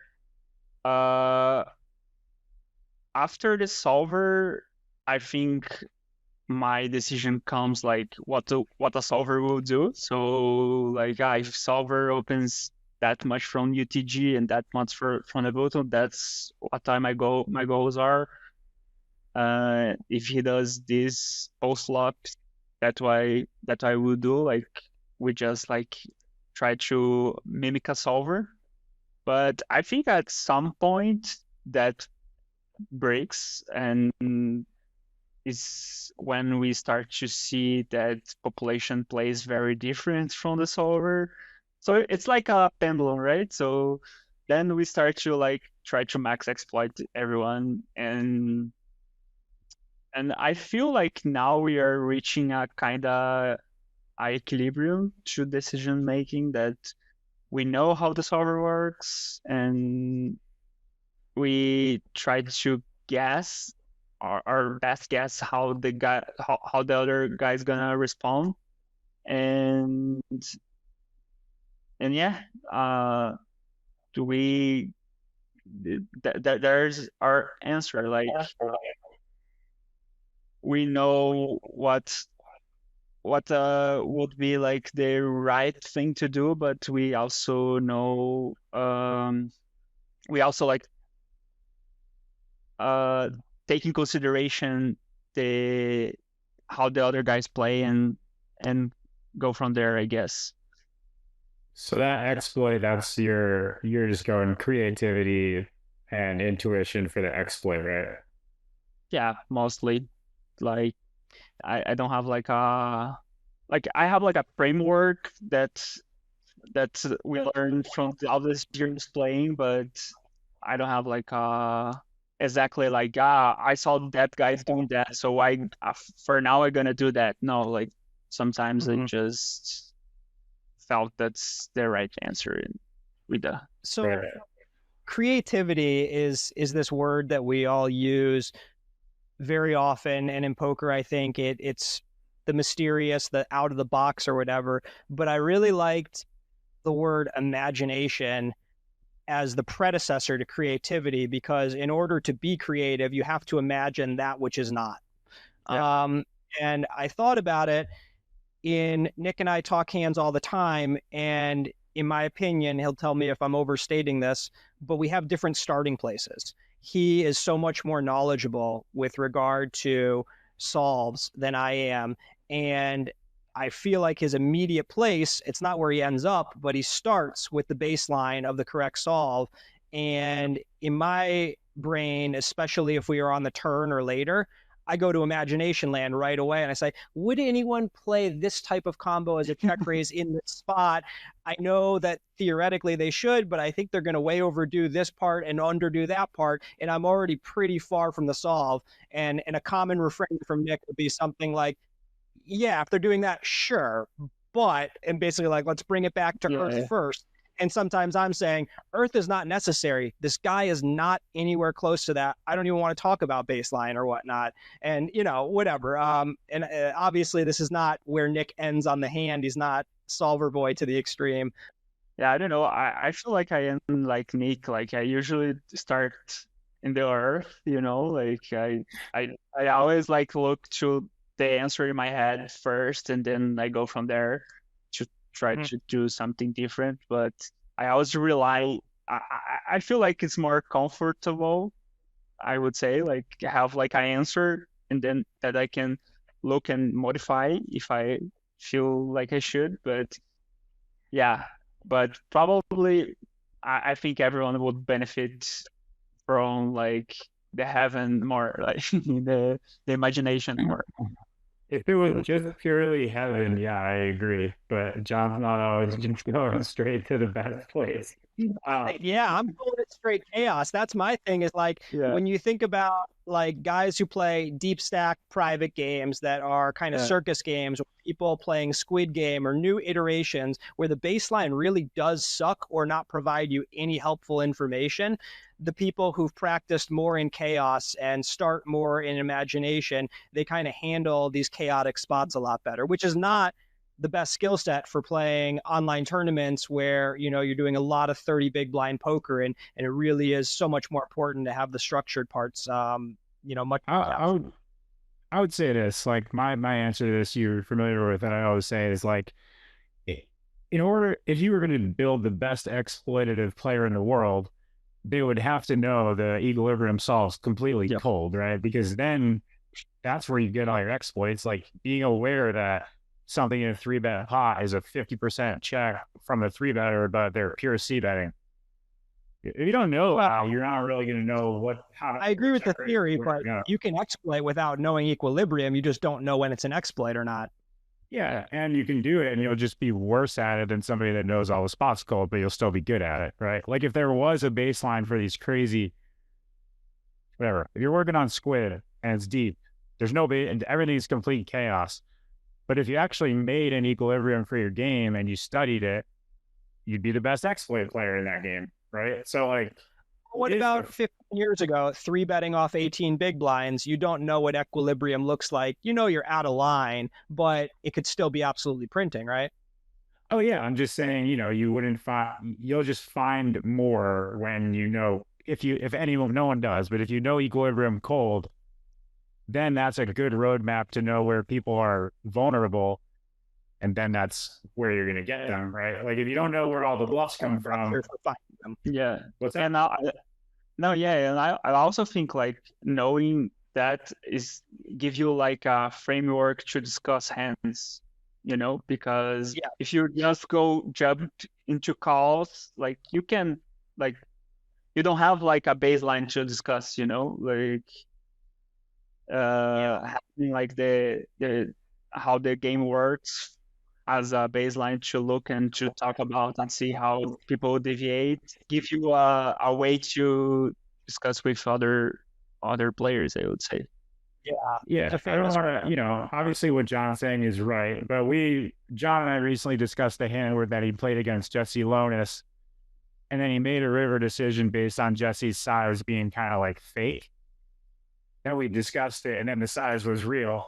Like, that's a good example of like, if you knew the equilibrium spot. But no, I would push back. I would say my conclusion is still Jesse wasn't actually using those hands at that size. I still actually it would be, it's more useful to know, like, if you're facing something for me, like whenever I face like a size that I know is truly fake, it does give me a lot more information about how somebody else is playing the spot. Like I might be able to lean them towards bluffs or not or whatever. So yeah, I mean, it's a complicated. I'm still, if you had the resources and all the tools, I would go tell everyone, go cold, no equilibrium cold, and then build your exploits from there. Yeah. I mean, that's what the solver does initially anyway. It's just max exploiting itself until it arrives on strategy. Yeah. Let me hit Alisson with some easier, more relaxed questions before we take it back to some of the Discord stuff, which, I always feel bad asking these questions about, like, how do you become a better poker player? And like Brazilian fast fire, where outside of Yuri, I don't know too many of the Brazilians too well. I like all the Brazilian guys I've met, but I want all of your answers confined to Brazilian poker players only. And you're going to pick who you think would be the best in each situation. Okay. All right. Toughest in an MMA fight for their weight class. Okay. Take your time. Pedro Padilha. Pedro Padilha? Yeah. Okay. He does kind of scare me when he's playing on. Yeah. Yeah, it's funny because everyone that I talk say is scared from of Padilha, but he's like a sweet, like he's a very nice guy. And yeah, but Yeah, he looks like a tough guy. he doesn't break his image at the table. Like whenever I'm or whatever, he's not engaging at all. He's just like, I'm here to play, and I have I think it's a language, but like he doesn't speak English that well, so I don't think he feels comfortable that much. But usually, like in Brazil, he's engaging, Yeah. No, he's got a good scary presence. When there's someone that you're just like, oh yeah, this guy isn't really friendly, doesn't like talking, and you find out they just were very insecure about their English, and you're like, wow, he's a sweetheart, he's so interesting, he's funny, all these things. Yeah. Yep. Or there's some guys that just hate us and they do and they don't. I feel like that's less common these days, but it used to be. There's a I think few. I won't name any names. I think there used to be more animosity between the English-speaking crowd and the non-English speakers, which if I played where some language that was not my first language was dominant over the course of the table and you had to interact with it, I would naturally start to build some animosity in that direction. It'd be kind of frustrating not being able to communicate to the level that I feel I can. Yeah. So a new tournament of games is going to come out. It's new rules, new games for board games, card games, not like directly poker related, but a tournament of games that nobody has practiced before. Which Brazilian are you picking? Felipe Boyanovski. That was quick. He must be the stone cold favorite. Yeah, I guess every Brazilian would say that. Wow, okay, right. That guy's a superstar then. Purely for entertainment, you're going to read the biography of this player from birth till their current age. First one. Okay. Sorry? For fun, I would read the biography. Yeah, you're most interested in reading their biography purely for entertainment reasons, not your own education. That's a hard question. Let me think about. Yeah. Good time. I would say Piton with MG. I don't think we know him. Yeah, I don't know if he is only like he plays online a bunch. He won a bracelet this year. Oh, okay. I would have probably just gone with Yuri because he's just like a lock to become a movie star or something later. Okay, yeah. Well, that's I mean, the thing is Yuri. Like, I know Yuri. Yeah, you know him too well. I wouldn't be that. I just thought about someone that I didn't know that well, and he's a character, So, yeah. Sounds perfect. So the follow-up question is, which Brazilian player would you want to read their biography from this point in time until the next 30, 40 years? Pedro, maybe. He's doing some different stuff now, so maybe it's gonna be fun. I don't know. Nice. The next one's kind of interesting because I think there's a natural bias against the people you study with or talk most with. You can absorb all of the knowledge of one Brazilian poker player as it pertains to no limit hold'em tournaments. Okay. I would say Rodrigo Celoan. Sounds like you need to sharpen up on the solver, huh? He's the solver guy, right? I think you once told me the guy who runs a lot of the stuff for a lot of the Brazilians. Yeah, but I feel like he's one of the guys who I am most close with, but not close strategically, like to talk about, Yep. And yeah, I was between him and Seiji because I know they are studying a lot recently, so yeah, one of those guys. And since like Celoan just won a big tournament, I went for him, Nice. All right. Okay. Follow-up question. So, no bullshit. I really have liked all the Brazilians I've met. Everyone's been friendly, interesting, talkative to various degrees, but I am careful to generalize about people in positive or negative ways. So what are the things that I'm missing that if I was more culturally attuned, I'd be like, no, that guy's kind of a prick, or that guy's actually not as nice as you. What are some of the negative characteristics more generally of Brazilian people or thought to be? That's a hard one. I mean, for me, is that some Brazilians doesn't appreciate how good it is to be Brazilian and how good Brazil is. Like they see the best in the other countries, but they don't see the best in their own countries. So much I think like, but this is like maybe a personal opinion of mine, like that I think most of Brazilians doesn't see how good Brazil is. I mean, we have our problems, but it's still a great place, I would say something like that. That I can think like they don't appreciate what I have. Something like that. Nice. I would say, yeah. Nick, do you have any fast fire questions to add? It's okay if not. I got one. So, of all the Brazilians, you're going to Jeju. You have to start in Brazil, but you're going to be like side by side travel buddies from the time you leave the door. You got to share the hotel room for the whole trip, and you got to go back. There's got to be a Brazilian that you have to choose one. He's going to be your buddy and your roommate for the whole trip, and then the one guy, maybe you don't want to say it, but the one guy that you absolutely wouldn't do it with. That's brutal. That's brutal, yeah. I mean, the guy who I'm gonna share is probably gonna be Felipe Boyanovski, I would say. You can get all that knowledge from he's the game guy. You learn how to. Yeah, I mean, I also have like other guy that I lived with, Daniel Almeida, but he's probably not gonna play the Triton. He doesn't want to play higher, But I like he would be my first pick, Daniel Almeida. But yeah, like that. You don't have to say it unless you don't care about clowning it on one of your boys. Sorry, the second that I wouldn't share. No, I said you don't have to answer the second point unless they'll take it. Fine. Okay.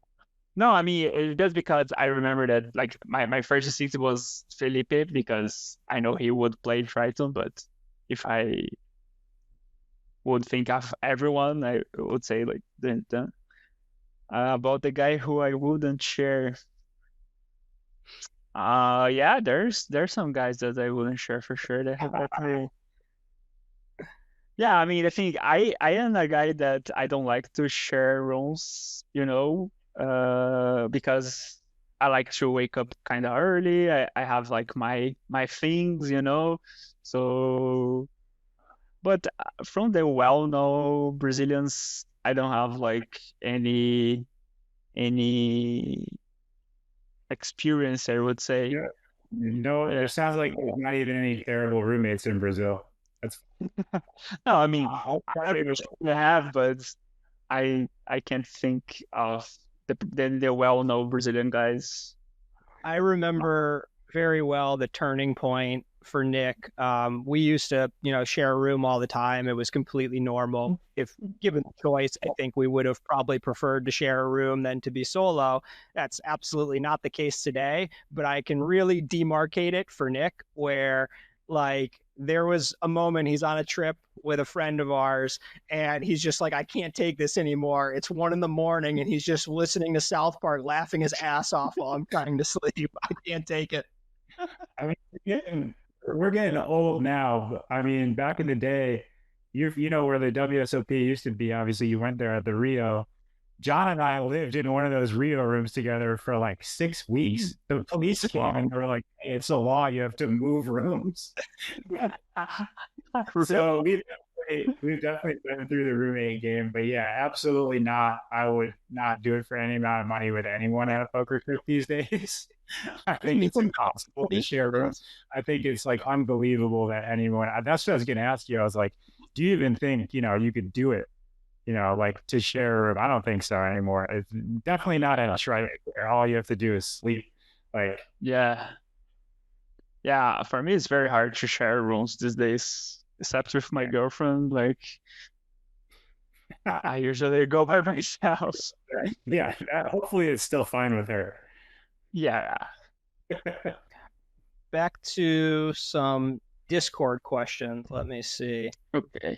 Got, if he had to start from scratch again at low stakes, what would his approach be to climb to the top again? I'm guessing the idea is you can't get backing. As in, how would we look in terms of studying, playing volume, study priorities, etc.? Would you take a coach, a performance coach? Basically, what do you think the optimal route is if you're starting poker now, I think is the idea. I think we start playing, like play a lot. I think that's the first thing to do. Like, if you have to get a backing deal, a coaching deal, whatever. But even like you have to prioritize playing, because a lot of the questions that you're gonna have and a lot of the studies, like sometimes like when you start to playing, you don't even like you could study, but you don't have like there are some things that you're only gonna learn after you played a lot of hands. So I think like the first thing is play a lot, and play, and then study pre-flop. I think pre-flops is the most important thing, because like I said, like the big mistakes that you made in the first streets, they go to the other ones. So you have to know your range, right? So I would say study pre-flop. At that point, you're probably gonna beat like low stakes if you're well versed in that, especially in tournaments. And at some point, I think you have to find your group. I don't know if it's gonna be like a team or it's gonna be like a group that you share action, but I think like the best way to clean up stakes these days is to have a group, for many reasons I can think of. Like, you have some people to talk about, you have some people who are gonna share the journey with you. You have and also like, especially like if you do like we do in a pool where we share action, it's much more easier to claim stakes because you're gonna need less money to play higher, and also you have less variance. You're not gonna get hit so hard when you're doing bad, Yeah. For me, I would do something like that, like play a lot at the beginning, then study pre-flop, like being like very, very trying to make a plan like with the last time I can think of.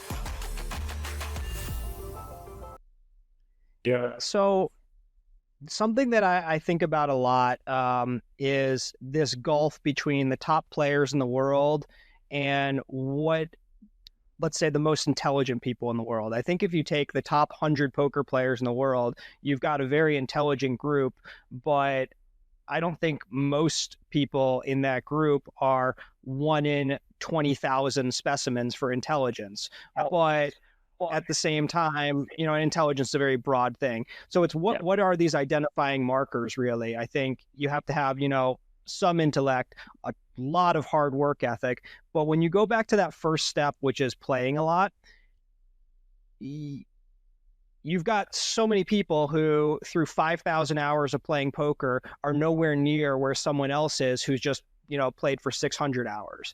And there's something about what is your mental approach when you're playing, and the fact that there's a gambling aspect to it. And there's all this kind of, when you talk about tilting, it's not just that you're going to play bad. You're spending a lot of bandwidth worrying about what happened, and that bandwidth could be used on problem solving and getting better.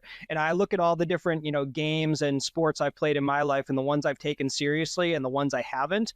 And I mean, I've put tons of hours into StarCraft and I suck. I love it. I have a great time, but it's not conscientious practice. Like, there's a lot of things I could do to get better that I'm not doing. And I think that's where most people end with poker. They say, I put in that time and I learned a couple of things, and I'm nowhere near these people who are surpassing me in, a fraction of the hours. There's something that's so difficult about that first step to articulate what it means to be conscientious while you're playing.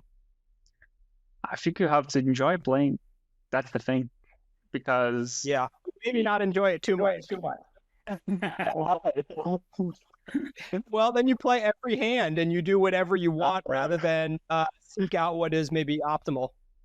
Yeah, but I think especially in the beginning, it's better to play the most hands that you can than to be too tight, because you end up being in situations, in more different situations than if you just play tight and try to collect the money. I mean, I think you play, if you play if you enjoy playing and you play more hands, you're gonna get better than if you just sit and wait for aces or something like that. You'd rather this. Kulev and I talked about this, and we're kind of identifying that, that's something the best players have in common. But for every one of them, there's 99 other people who fell by the wayside because they just never developed any discipline, and they kind of followed that a little too far.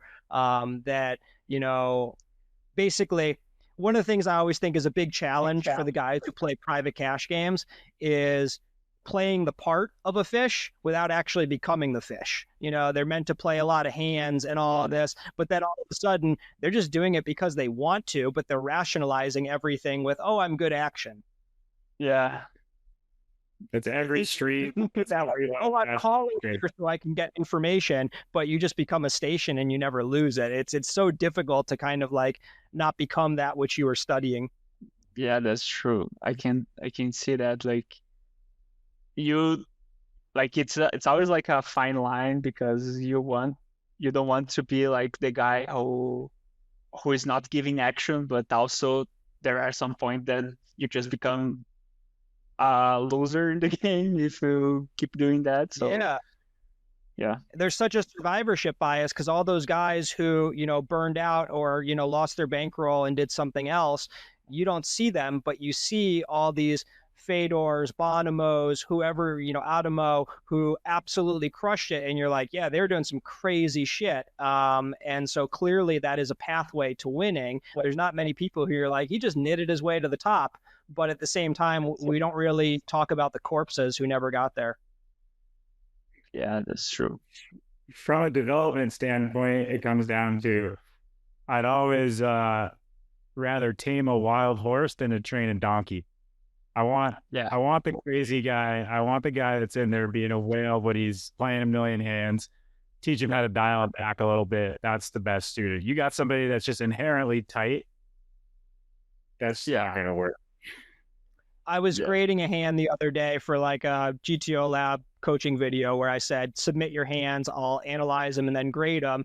And honestly, the guy took a bluff on the river, like he blocked, got raised, and shoved. His combo was fine, but in my opinion, it's a massive punt because he has a ton of these combos that are supposed to do it 5% of the time probably, and he might actually have none of the value blocking in the first place.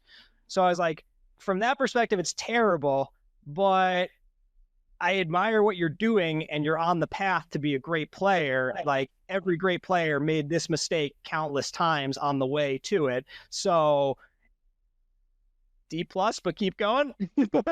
Yeah. I mean, I can see myself being this player even these days, like, because you have to be you have to do some stuff that's very uncomfortable, and you have like to be capable of doing this stuff, but you also have to know how to manage your frequency, or what type of hand you use and stuff like that, because it's too easy to justify and just like 3-bet shove or just shove on the river because you think it's a good move because you think you justify that the guy is gonna overfold or whatever. What are some of the leaks you had to plug in order to move from mid stakes to high stakes? I mean, I think like the biggest was being comfortable losing, I guess. Because when you play mid stakes, it's hard to have like a day that you lose a lot of money, So, but when you play high stakes, I mean, one tournament could be too much, So I think like the biggest leak for me was being peace, losing, and knowing that in the long run I'm gonna win. So yeah, I think that's the biggest difference. Yeah, not even money wise, but like when you play mid stakes, your ROI is higher, right? So you just go out swinging. Your ROI drops to lower, and now all of a sudden your graph is going like this, and you're not used to it. I've worked with a lot of guys that went up in stakes, and then they fall off a cliff, and they're like, "What am I doing?" A lot of times, just what you're doing is playing in tougher games, so your swings are crazy. Yeah, that's the other thing, because you work with much more lower ROI, so like you have to know that now you're winning like 1%, 3%, 4%, 5%, and that means that you're gonna lose a lot. And yeah, and when you're playing like mid stakes, it's much more a cruise. Yeah. I mean, for all the competitive backgrounds that poker players tend to share in common, none of them really prepare you for losing so constantly. Most things, if you're remotely good at them, you're winning at least half the time. I can't think of all. I mean, maybe Nick has a golf background. That's not true in a golf tournament, but even within your individual matches, like a tennis player doesn't win a tennis tournament half the time, but he better be winning more than half his matches if he's, really good at tennis. Yeah, I think that poker is just such an outlier there that it really, some people get grinded out of poker simply because they're too competitive. They can't accept losing as often as they're meant to. Yeah. Even it's a slippery slope because you don't want to show up at Triton and say, I'm supposed to lose 85% of the time. It's like, what am I doing here? You have some of these savages, like, it's a quote from Jason where it's like, well, yeah, bet, it's supposed to happen. He's like, no, it's not supposed to happen. I'll never subscribe to that. I'm going every time to win, and I'm not supposed to lose.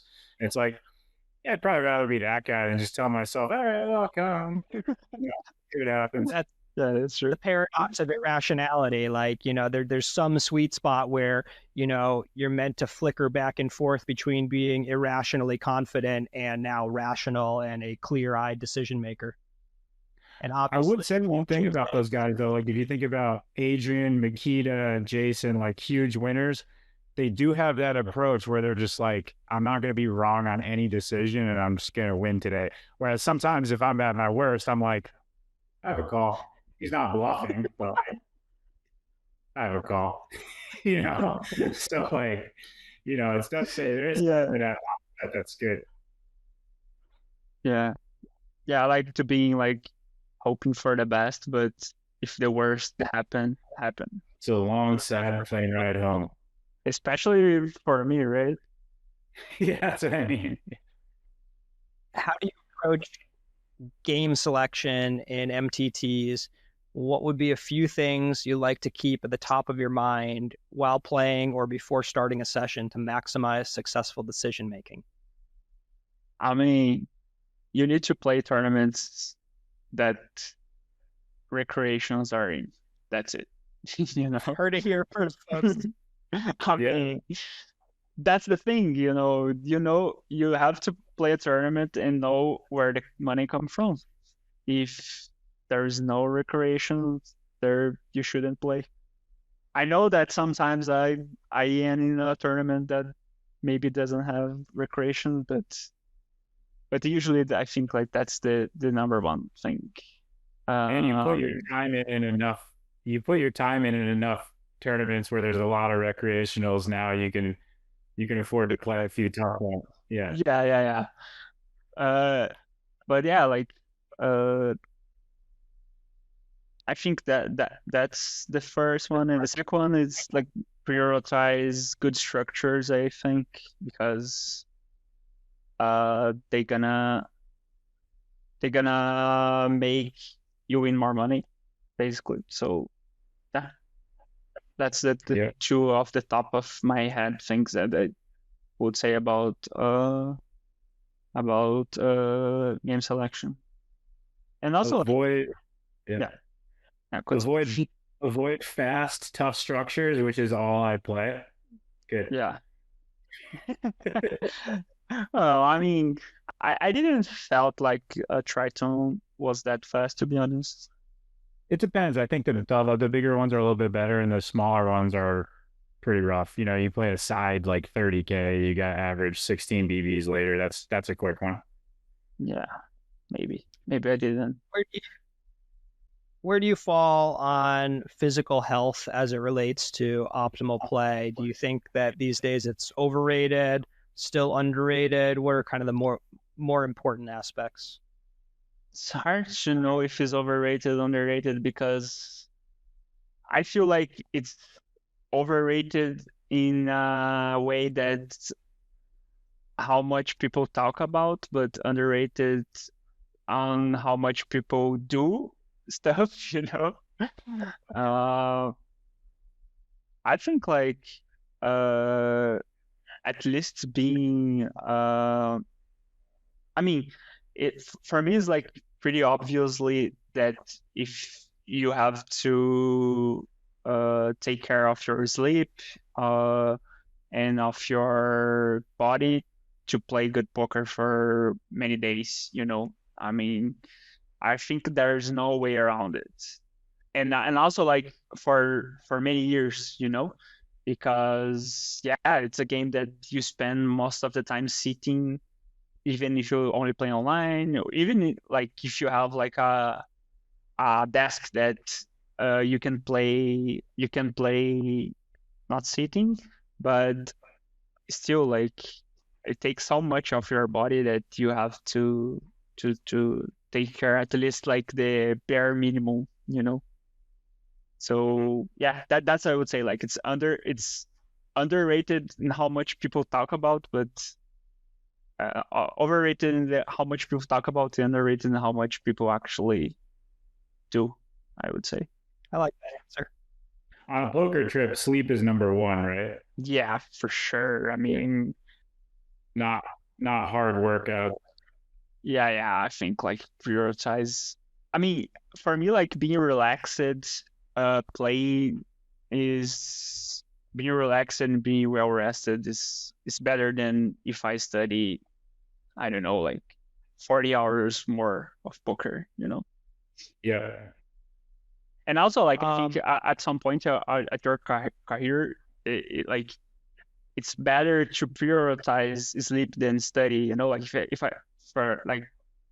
I have like a big final table or something, I always gonna prioritize like get well rested, get good food and stuff like that, than study the final table, because there's nothing that I can learn in like one day that's gonna change my game forever. But if I not if I'm not in a well state of mind when I play, I probably could be in the wrong way, you know. 100%. All right, Alisson, you played a really sick hand in the beginning stages of the Triton 1 8K main. So big tournament, relatively big buy-in. This hand's against Alex Foxen. And we'll go through it, and it ends up being wild. But at this point, the blinds are wrong too. So you're actually a little bit deeper. It's 2,500 big blinds. So whatever, the visual is where they are. But at this point, this is your first Triton. You don't play a lot in America. Do you know a lot about Foxen? Like, what's the dynamic going there? I think we played like a little bit online sometimes, but not much. I don't know if at that time he knew who I was, if he knew I play online or something. But yeah, I didn't play that much, especially live with him. But obviously, I know him and I know what he's capable of. And yeah. I have to say, I'll insert myself a little bit here. I don't know if you remember, but we played last year in the big GG Millions 25K on day one. On Bahamas? Yeah. Yeah, I remember. And I was just firing bullets in that tournament. I wasn't like looking up my whole table and everything. And I was just like, yeah, this guy's some reg. I'm going to be insanely aggressive versus him. I don't know if you're, I did. We played a lot of huge pots. So you never know when that's going on, right? And then I looked back later and I was like, oh, that guy's actually like an elite online player. Maybe I should have played a little bit more normal instead. I was like, I'll put this guy in a spot every hand.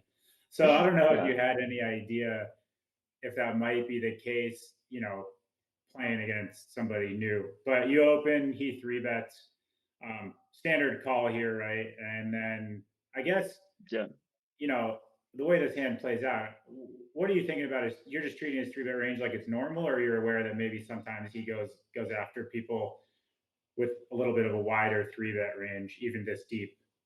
Yeah, actually, like I was kind of surprised with the size he chose. He chose like a 3x in a 90 blind, 90 blinds deep. So I usually expect people to 3-bet bigger.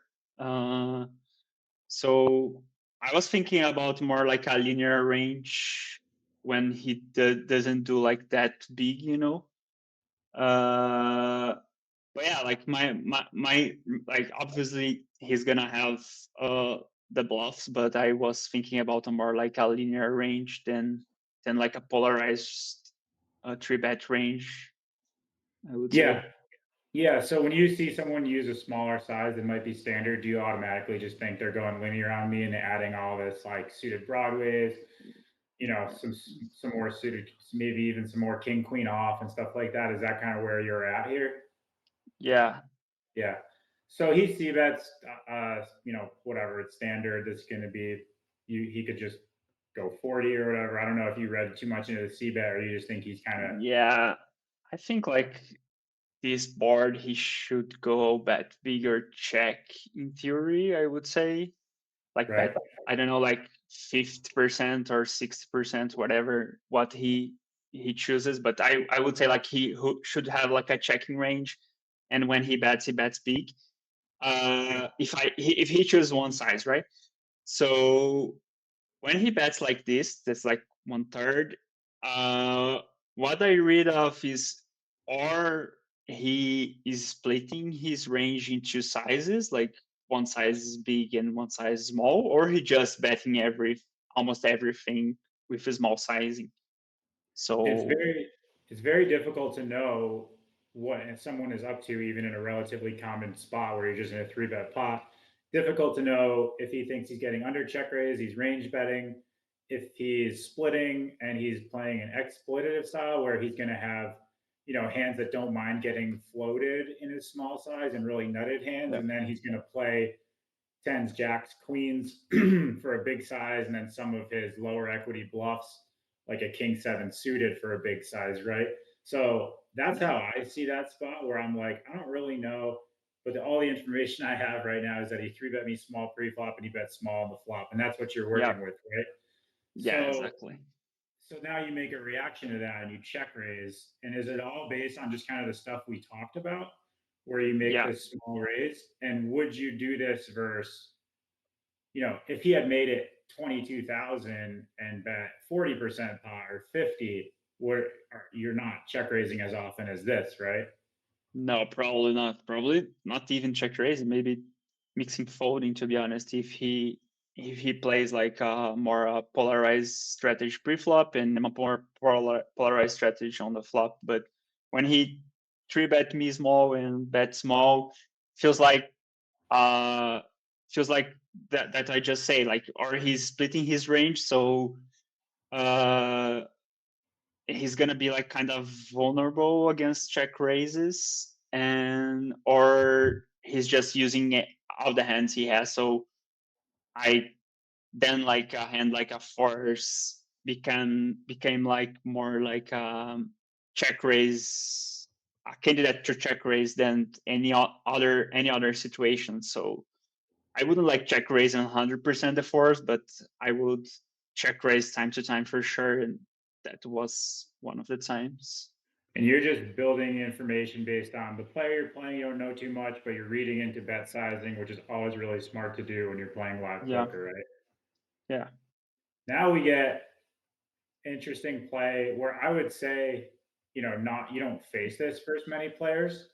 Yeah. And now it's just time to sort of react to everything we talked about and understand what he might be doing this with. So where do you go first in your thought process here after all the information we just put together? Yeah. What do you make of this? Like, did you have a feeling, or are you just approaching this from a technical standpoint of like, it's super easy to over bluff here, even though a lot of people never bluff here? So what was your thought process there? Yeah, I mean, I think like my first thoughts go to like, he's capable of bluffing, because if he's not, I don't even need to think a lot, right? Like if he's not capable of bluffing, I just fold and move on. Fold everything that doesn't beat value and move on, right? Yeah. And maybe like keep the draws and stuff like that, because I can't suck out. But yeah, I mean, if he doesn't bluff, I mean, I don't have like much things to think about, but yeah, he's capable of bluffing for sure, right? Yeah. And then what are the like what his perceived range to do that? Like what are the first hands that he should do that? And the first hands that pop in my mind is like tens and jacks and ace 9 or something like that. But then like I start to feel weird, right? Because he 3-bet me small pre-flop, he bet small on the flop. So he's telling me that he has tens and jacks and queens, but the way he plays until now doesn't look like tens and jacks and queens, Yeah, we might think we might just think he bets 22K on the flop, right? Yeah. So then from now, like it's just this weird feeling, right? Like what he's representing is not matching the story that he told until now. So, well, I'm gonna at least call, and also like it's a okay price since I still have like backdoor straight off. I know that he could do that with like ace five or king five, for example, and then my call becomes pretty bad. But like I said, the way the hand played out didn't feel like he would have a hand like that. I know that in theory he could and he should have, but you know there are some things that when you're playing, like you just felt that out of place. I don't know. So I decided to at least call one and see what he does on turn. Yeah, that was my last question. Is once we put all that together, how good does jamming anything vulnerable become, rather than peeling against a bluff range that probably has some two overs hands? Did that cross your mind to just say, all right, there's 140K out there now. This is going to get dicey even versus bluffs. I have a decision to make now. He's over bluffing and I'm going to call him down, or I just take this massive pot right now. And if I get it in, I'm completely dead and I punt it. Yeah, I don't think like it crossed my mind like shoving at that point. But now that you say, like, looks like yeah, a possible answer, yeah, probably better than peeling. Maybe if I arrive at the conclusion that he was over bluffing. But also, like, I like calling and see what he does on the turn, because that's gonna tell a lot of his hand. I mean, there are some stuff on live that you're gonna see he picking the chips and how much he bets and stuff like that, and try to read into it. I would say. Yeah. If we woke up with some kind of ace two, ace four, ace six backdoor, 6-7, 7-8, we might just be able to rip it in on him, right? But your hand has some showdown value there. Yeah. All right, so now you're just gonna check, right? Because he's clicked it on you in a 3-bet pot. Yeah. So now it's another conversation of like you said, the story he's telling. I think this is, for our viewers, it's massive, to just the way that you're going back all the way to pre-flop and using some deductive reasoning to build a range is a really important skill. And I think that's what this whole hand is about. So you just keep tracking sizes used, what makes sense, what happened earlier. Right? Now, what's your thought here? Yeah, the 10 is an interesting card because, like, the bulk, like, what's the most common hand that he should have in this line was pocket tens. And when the 10 hits the turn, it's a card, if he has like pocket tens, he probably will check most of the time at least. So, and also, like, it diminished the combos of pocket tens that he could have, because there's a 10 out there. So now it's weirder because he only have left like jacks and queens, but even queens, maybe he just call on the flop and not 3-bet. I don't think he's gonna bet that much of 9x now. So again, like, probably like fours in theory is a fold right now, but again, like, the story doesn't match, like with the 10 there. And also, like, now the obviously bluffs that he could have that was like high card now have some equity too. So like queen jack, maybe even queen. Like, I actually didn't expect the hand that he had, but yeah. And also, like, any of the possible draws that even I block doesn't hit, right? So yeah, the tens, I would say, like, except for the double cards, like if the 3, the 5, or the 9 hit, like the 10 is kind of the best for the way the hand is played so far.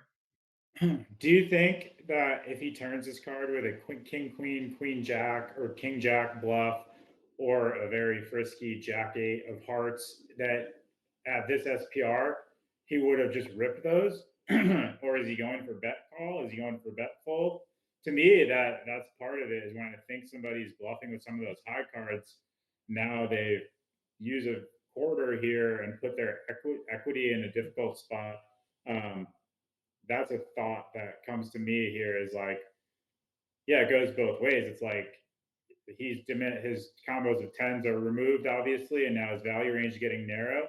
But I'm like, does anyone really want to bet quarter with what could have been a lot of his bluffs turned a bunch of equity? Yeah, I just think that he doesn't expect me to shove a lot on this Right, line because too. he's putting you on stuff like whatever, like maybe ace wheel backdoor that didn't jam, maybe 6, 7, 7, 8, maybe pocket 6s, 7s, 8s, maybe your hand. I don't know if he's putting you on your hand very much, but so he thinks you're just in this like call or fold region. Yeah. Okay. All right. It's a pretty nice river. Yeah. But even on a brick there, the way this line is, when he's going super polar and has that pre-flop advantage, you're probably not looking to use that heuristic where you're like, oh, it's a brick for everybody, I'm looking to lead. You're just checking, right? Yeah. I mean, would you ever have, what would you do with 6, 7 if you got here? Just check and give it up? Probably. Yeah. I don't know. Yeah, probably. So now, this might have been the easiest street for you, right? Yeah, I mean, probably like the flop, like pre-flop standard, flop, check raise is standard against the click. It's okay. Turn is probably a fold, but like I said, it just felt weird, and I had these reasons to keep him to call. I mean, but the river is pretty, I would say, easy, because looks like it's hard to control like your frequency on this river when this is the run out, especially if he has the hand that he ended up having that I didn't expect. So yeah, the river, like everyone who did like node locking on river knows that the slightest change in one direction gives you the max exploits to being like call 100% or fold 100%. And this river, without the things I said about the weird feeling about the story that he's telling, doesn't match with the hand that he should have, make me end up calling. Yeah, when all the value now is just like, and also if I call and lose, I don't have to show my force. Yep. I'll tell you, that's one of the secrets. If you really want to get called, leave a chip back so everyone can act like they're cooler when they call and muck. Yeah. Oh my God, you have kings, I had queens. That's a nice trick. So anyway, so yeah, we get a good price. We think all the bluffs are coming from offsuit hands. Value region is now repping super narrow. We thought they did something else. Easy call. And now he shows up with the ace king. So that's notable for you, right? So this whole, I think for me, when we look at it, knowing what a player like Alex is capable of, he could have, one of the dangerous things here is that, like, just because you're supposed to call kings and aces and queens on the flop versus the check raise, maybe he doesn't. Maybe he thinks you have a hand and clicks it, and then, he's adding some bluffs. Maybe he thinks that no one bluffs this line and you're going to fold. We obviously don't think he was approaching this from like stone technical standpoint, like, oh, ace king is my bluff, right? So he was out there doing something intentionally, and he ran into a player that was ready to match that, right? I think that's kind of the summary of this hand is he's going to tip the cap and say, okay, you're going hard. Usually everyone folds there, and I'll remember that versus you, but I'll continue to do it versus people that are going to fold. Yeah. And also, I think when I saw that he had ace king, I wasn't expecting it. And the funny thing is that if he just called, probably he would won the hand, because I probably would just check fold turn. I don't know. But since he went to a line that's not conventional, he made me or do a huge mistake or do a huge call. And yeah, I think I like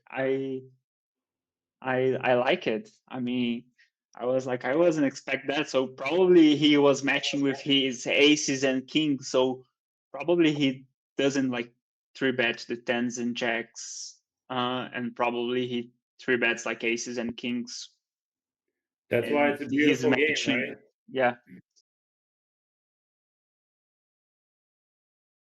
I've got massive news. GTO LAB just announced their Black Friday sale. And honestly, this is the best deal they ever done. Right now you have 25% off everything site-wide. That includes our masterclasses like Tournament Savagery or Multi-Way Mastery, courses that are praised by some of the best players in the world. And if you've been thinking about joining our subscription, this is the moment. Post-flop GPV sims, so you can train every node and spot with precision. The strongest ICM trainer with full table mode, so you can practice real in-game situations. Coaching videos with shortcuts, heuristics, and real exploits shared by our team of world-class coaches. They share the exact strategies they use in high-stakes games. So don't miss out, 25% off, only for Black Friday. One more hand from that trip that was pretty interesting, where you got in the weeds against another really experienced, aggressive, big winner from America. It looks like you're picking on the Americans, really. Yeah, but this time I proved my own poison, you know.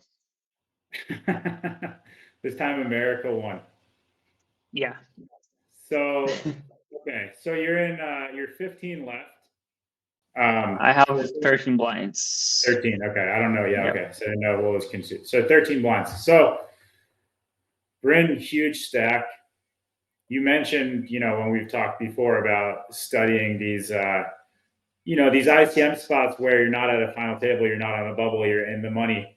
So are you thinking about this, as a little bit looser than maybe somebody would look at and think, because you're like, hey, there's a bunch of money for first, and if I keep folding here, I'm folding too much? Because you might see some players play this defend spot relatively tight.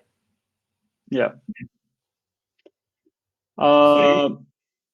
Yeah, I mean, for pre-flop against a competent player, I would just try to play what I should play, So this is like probably the bottom of my defending range.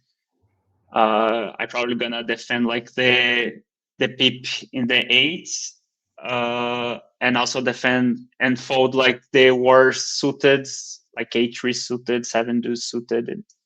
So you're defending relatively wide versus mid raise here. So you think that's kind of what, something that I was interested about here is that typically a chip leader open in any sort of ICM spot, even if they're relatively light ICM, a big stack open to 50 BB open into a bunch of stacks that he covers, we'll typically see these lower boards kind of be like his board in a lot of spots. But you think you're defending stuff like 6-7 off, 5-6 off, yep. Or was 7-8 off enough for you to start pulling some leads here? Or, I don't know how much you want to go into it, but it's an interesting decision there with ICM ranges to to start leading. And I do think it's good because the defense is difficult, right? When somebody opens wide and you lead on a board like this. So what were your thoughts there? Yeah, I mean, since I have like 4-5 off, 6-5 off, 7-5, 8 off in my range, I probably not gonna like we're gonna have like I have like a little bit of a nut advantage, I guess, in this board. I don't expect him to open like 7-8 suited that much. I maybe could be wrong, but he's probably opening like 5s and 6s, I guess.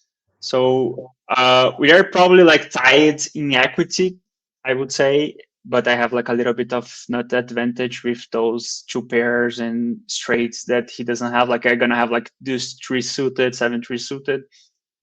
So in the flop, I'm not gonna lead range because, like I said, I think like our equity is kind of, we have like the same equity, but I'm gonna have like a lead range that's gonna be composed of anything that connects with this flop, I would say.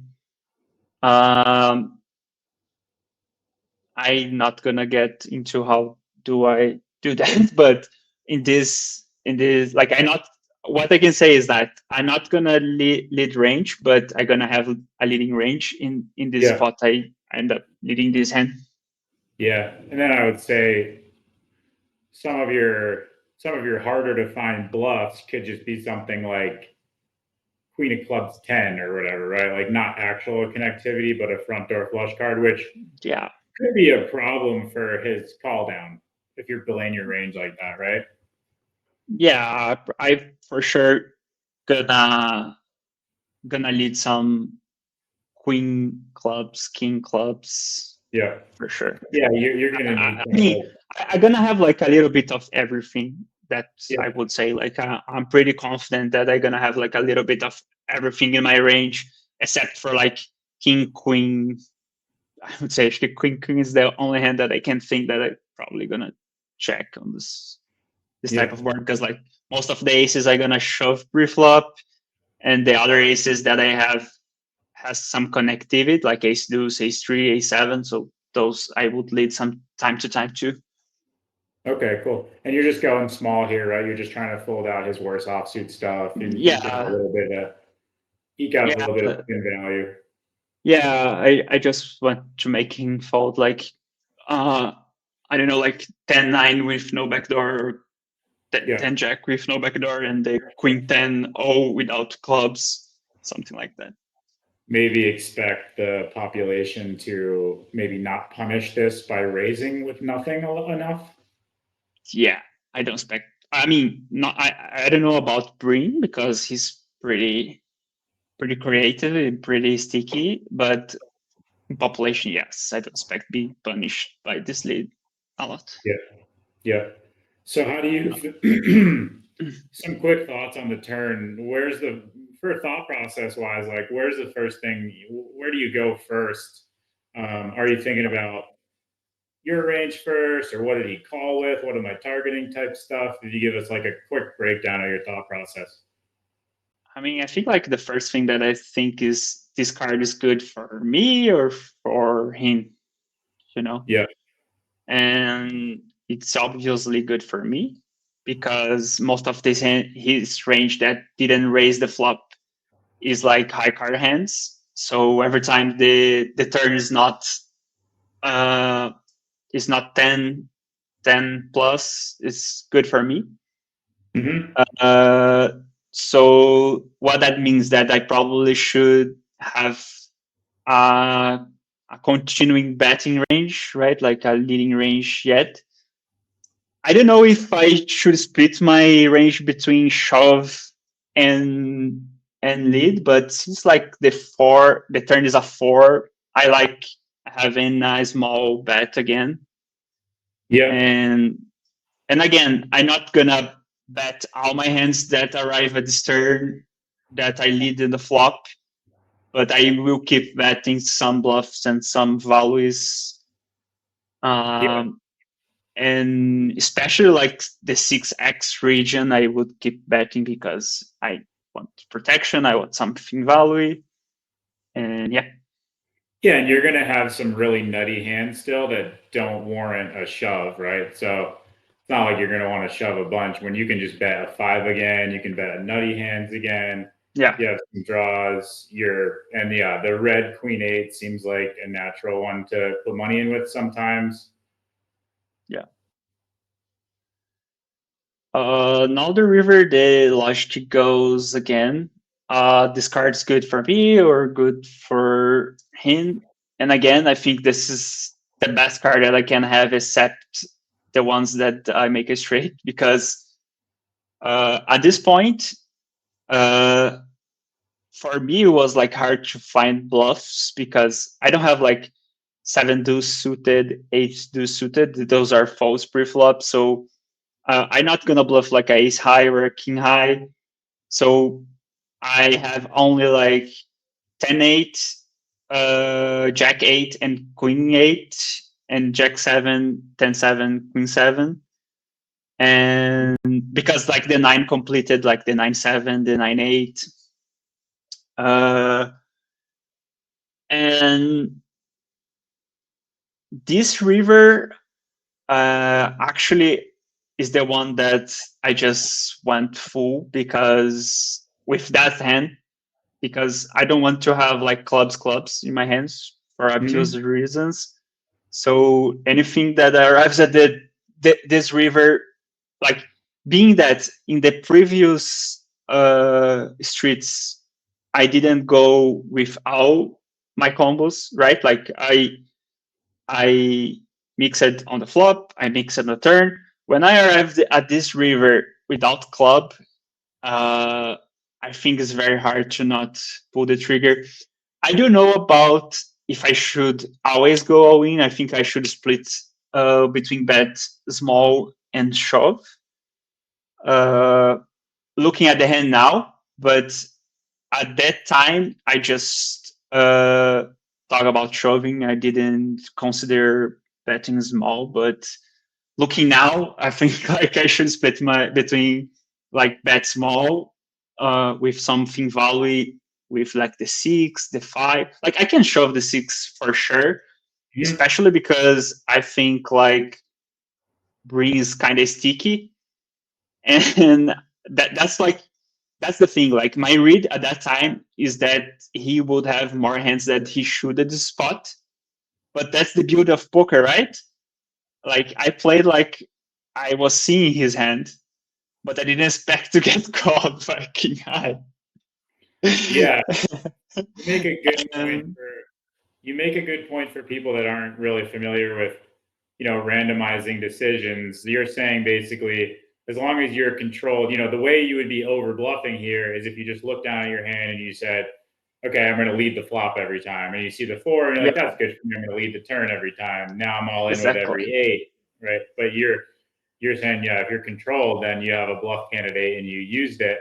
And also, I think, you definitely have plenty of bluffs that have a single 9 in them that just the 9 is a reasonable improvement card for you to have something like whatever, queen of clubs 9, and then all of a sudden you run into a value hand that's worth shoving. So yeah, it totally makes sense to me.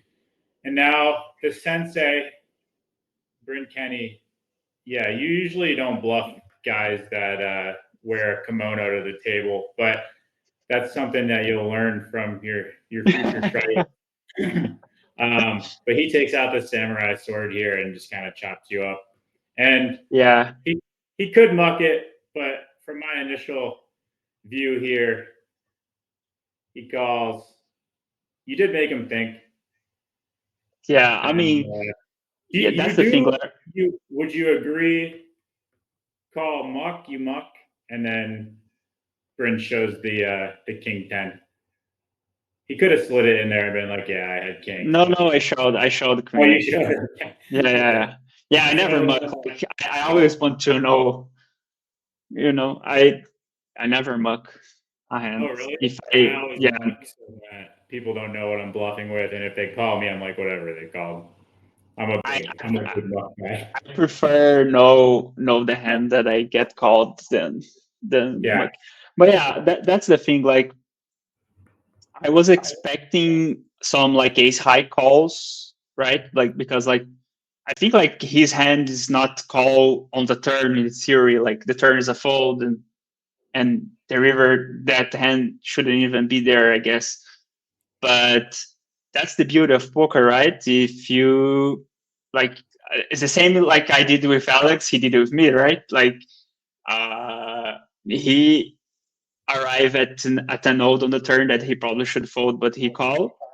And when he gets to the river, you're like his hand is kind of the same as an ace high because I'm not gonna bluff worse. So Yeah. if he thinks I just picking all my hands that flop turn in river and shove is probably a good call. I know that I would mix flop and turn, and then when I arrive at this river, I have to go with his hand. But yeah, So and also next time you just gotta jam the 5 and yeah. Yeah. Yeah. Yeah. And also like there's the thing about like live poker, right? He could pick some tower or something that I am not aware of. Yeah, he And could. I don't know. He's been playing for a long time, so Yeah. he certainly has the results that would suggest he's picking up on live stuff all the time, right? So Yeah. never know. But yeah, great hands. Yeah, sweet hands. Those are good. Brazil won, America won. Yeah, we'll have to wait until we'll be back to Jeju for sure. Don't worry. We might be there 4 times next year.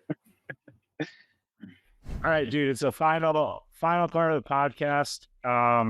You got to give our viewers 3 recommendations. Anything that you want to recommend. Book, movie, yoga class, whatever. Yeah, I think like the first one is I recommend everyone to learn how to deal with stress outside of the table. So any practice that works, could be yoga, could be meditation, could be What do you think about what I used for many years, which was beer? Is that a good one? I mean, it helps to do it with stress, relax you, but there's some downside. Yeah. Okay. And like there's a book the book that hooked me back into the poker, like the Jason Su work. I believe a lot in his work. I like it, everything he does, and the bulk of his career of his book is like this, like how to do like how to be present in the table. So I would recommend any of his work. What else I would recommend? I mean, I recommend like a TV show that I like a lot, and has like one of the best episodes that I ever saw. The Midnight Gospel on Netflix is like amazing. It's basically a show that was made in a podcast. Like there is a podcast, and they took some episodes of the podcast and they did the cartoon with the conversation. So I found it very fun, and I like podcasts. And there's like one episode that he's with his mother who is with cancer. So the episode is beautiful. The conversation and stuff, like for me, is one of the best piece of arts I ever saw. It's nice. And the last recommendation, I always love it to watch a Time Desk concert in YouTube. And recently they did a branch in Brazil. So we have like a Time Desk Brazil. So since most of the viewers are outside of Brazil, so far we have like two guests, and both are amazing. So I will recommend some good music from Brazil, and I bet that the next ones would be good too. So yeah, Time Desk Brazil, I would recommend it. Like I myself, like I watched the first one a bunch of times. So yeah. Sweet, man. Thank you. Awesome. I'm definitely going to check out the stress books and the TV show for sure. Yeah, Yep. that's nice. I'm gonna check out Midnight Hope you Dogs. guys like it. Well, thanks for your time, man. That was a long one. We really That was appreciate it. a pleasure. Really detailed answers, so that was awesome. Thank Yeah, nice. I was very glad to be here, and it was a pleasure. Like I always being a fan to the podcast. Like I watch it a lot, and being here is like an honor. Thank you. Great. Thank you. Appreciate it. See ya.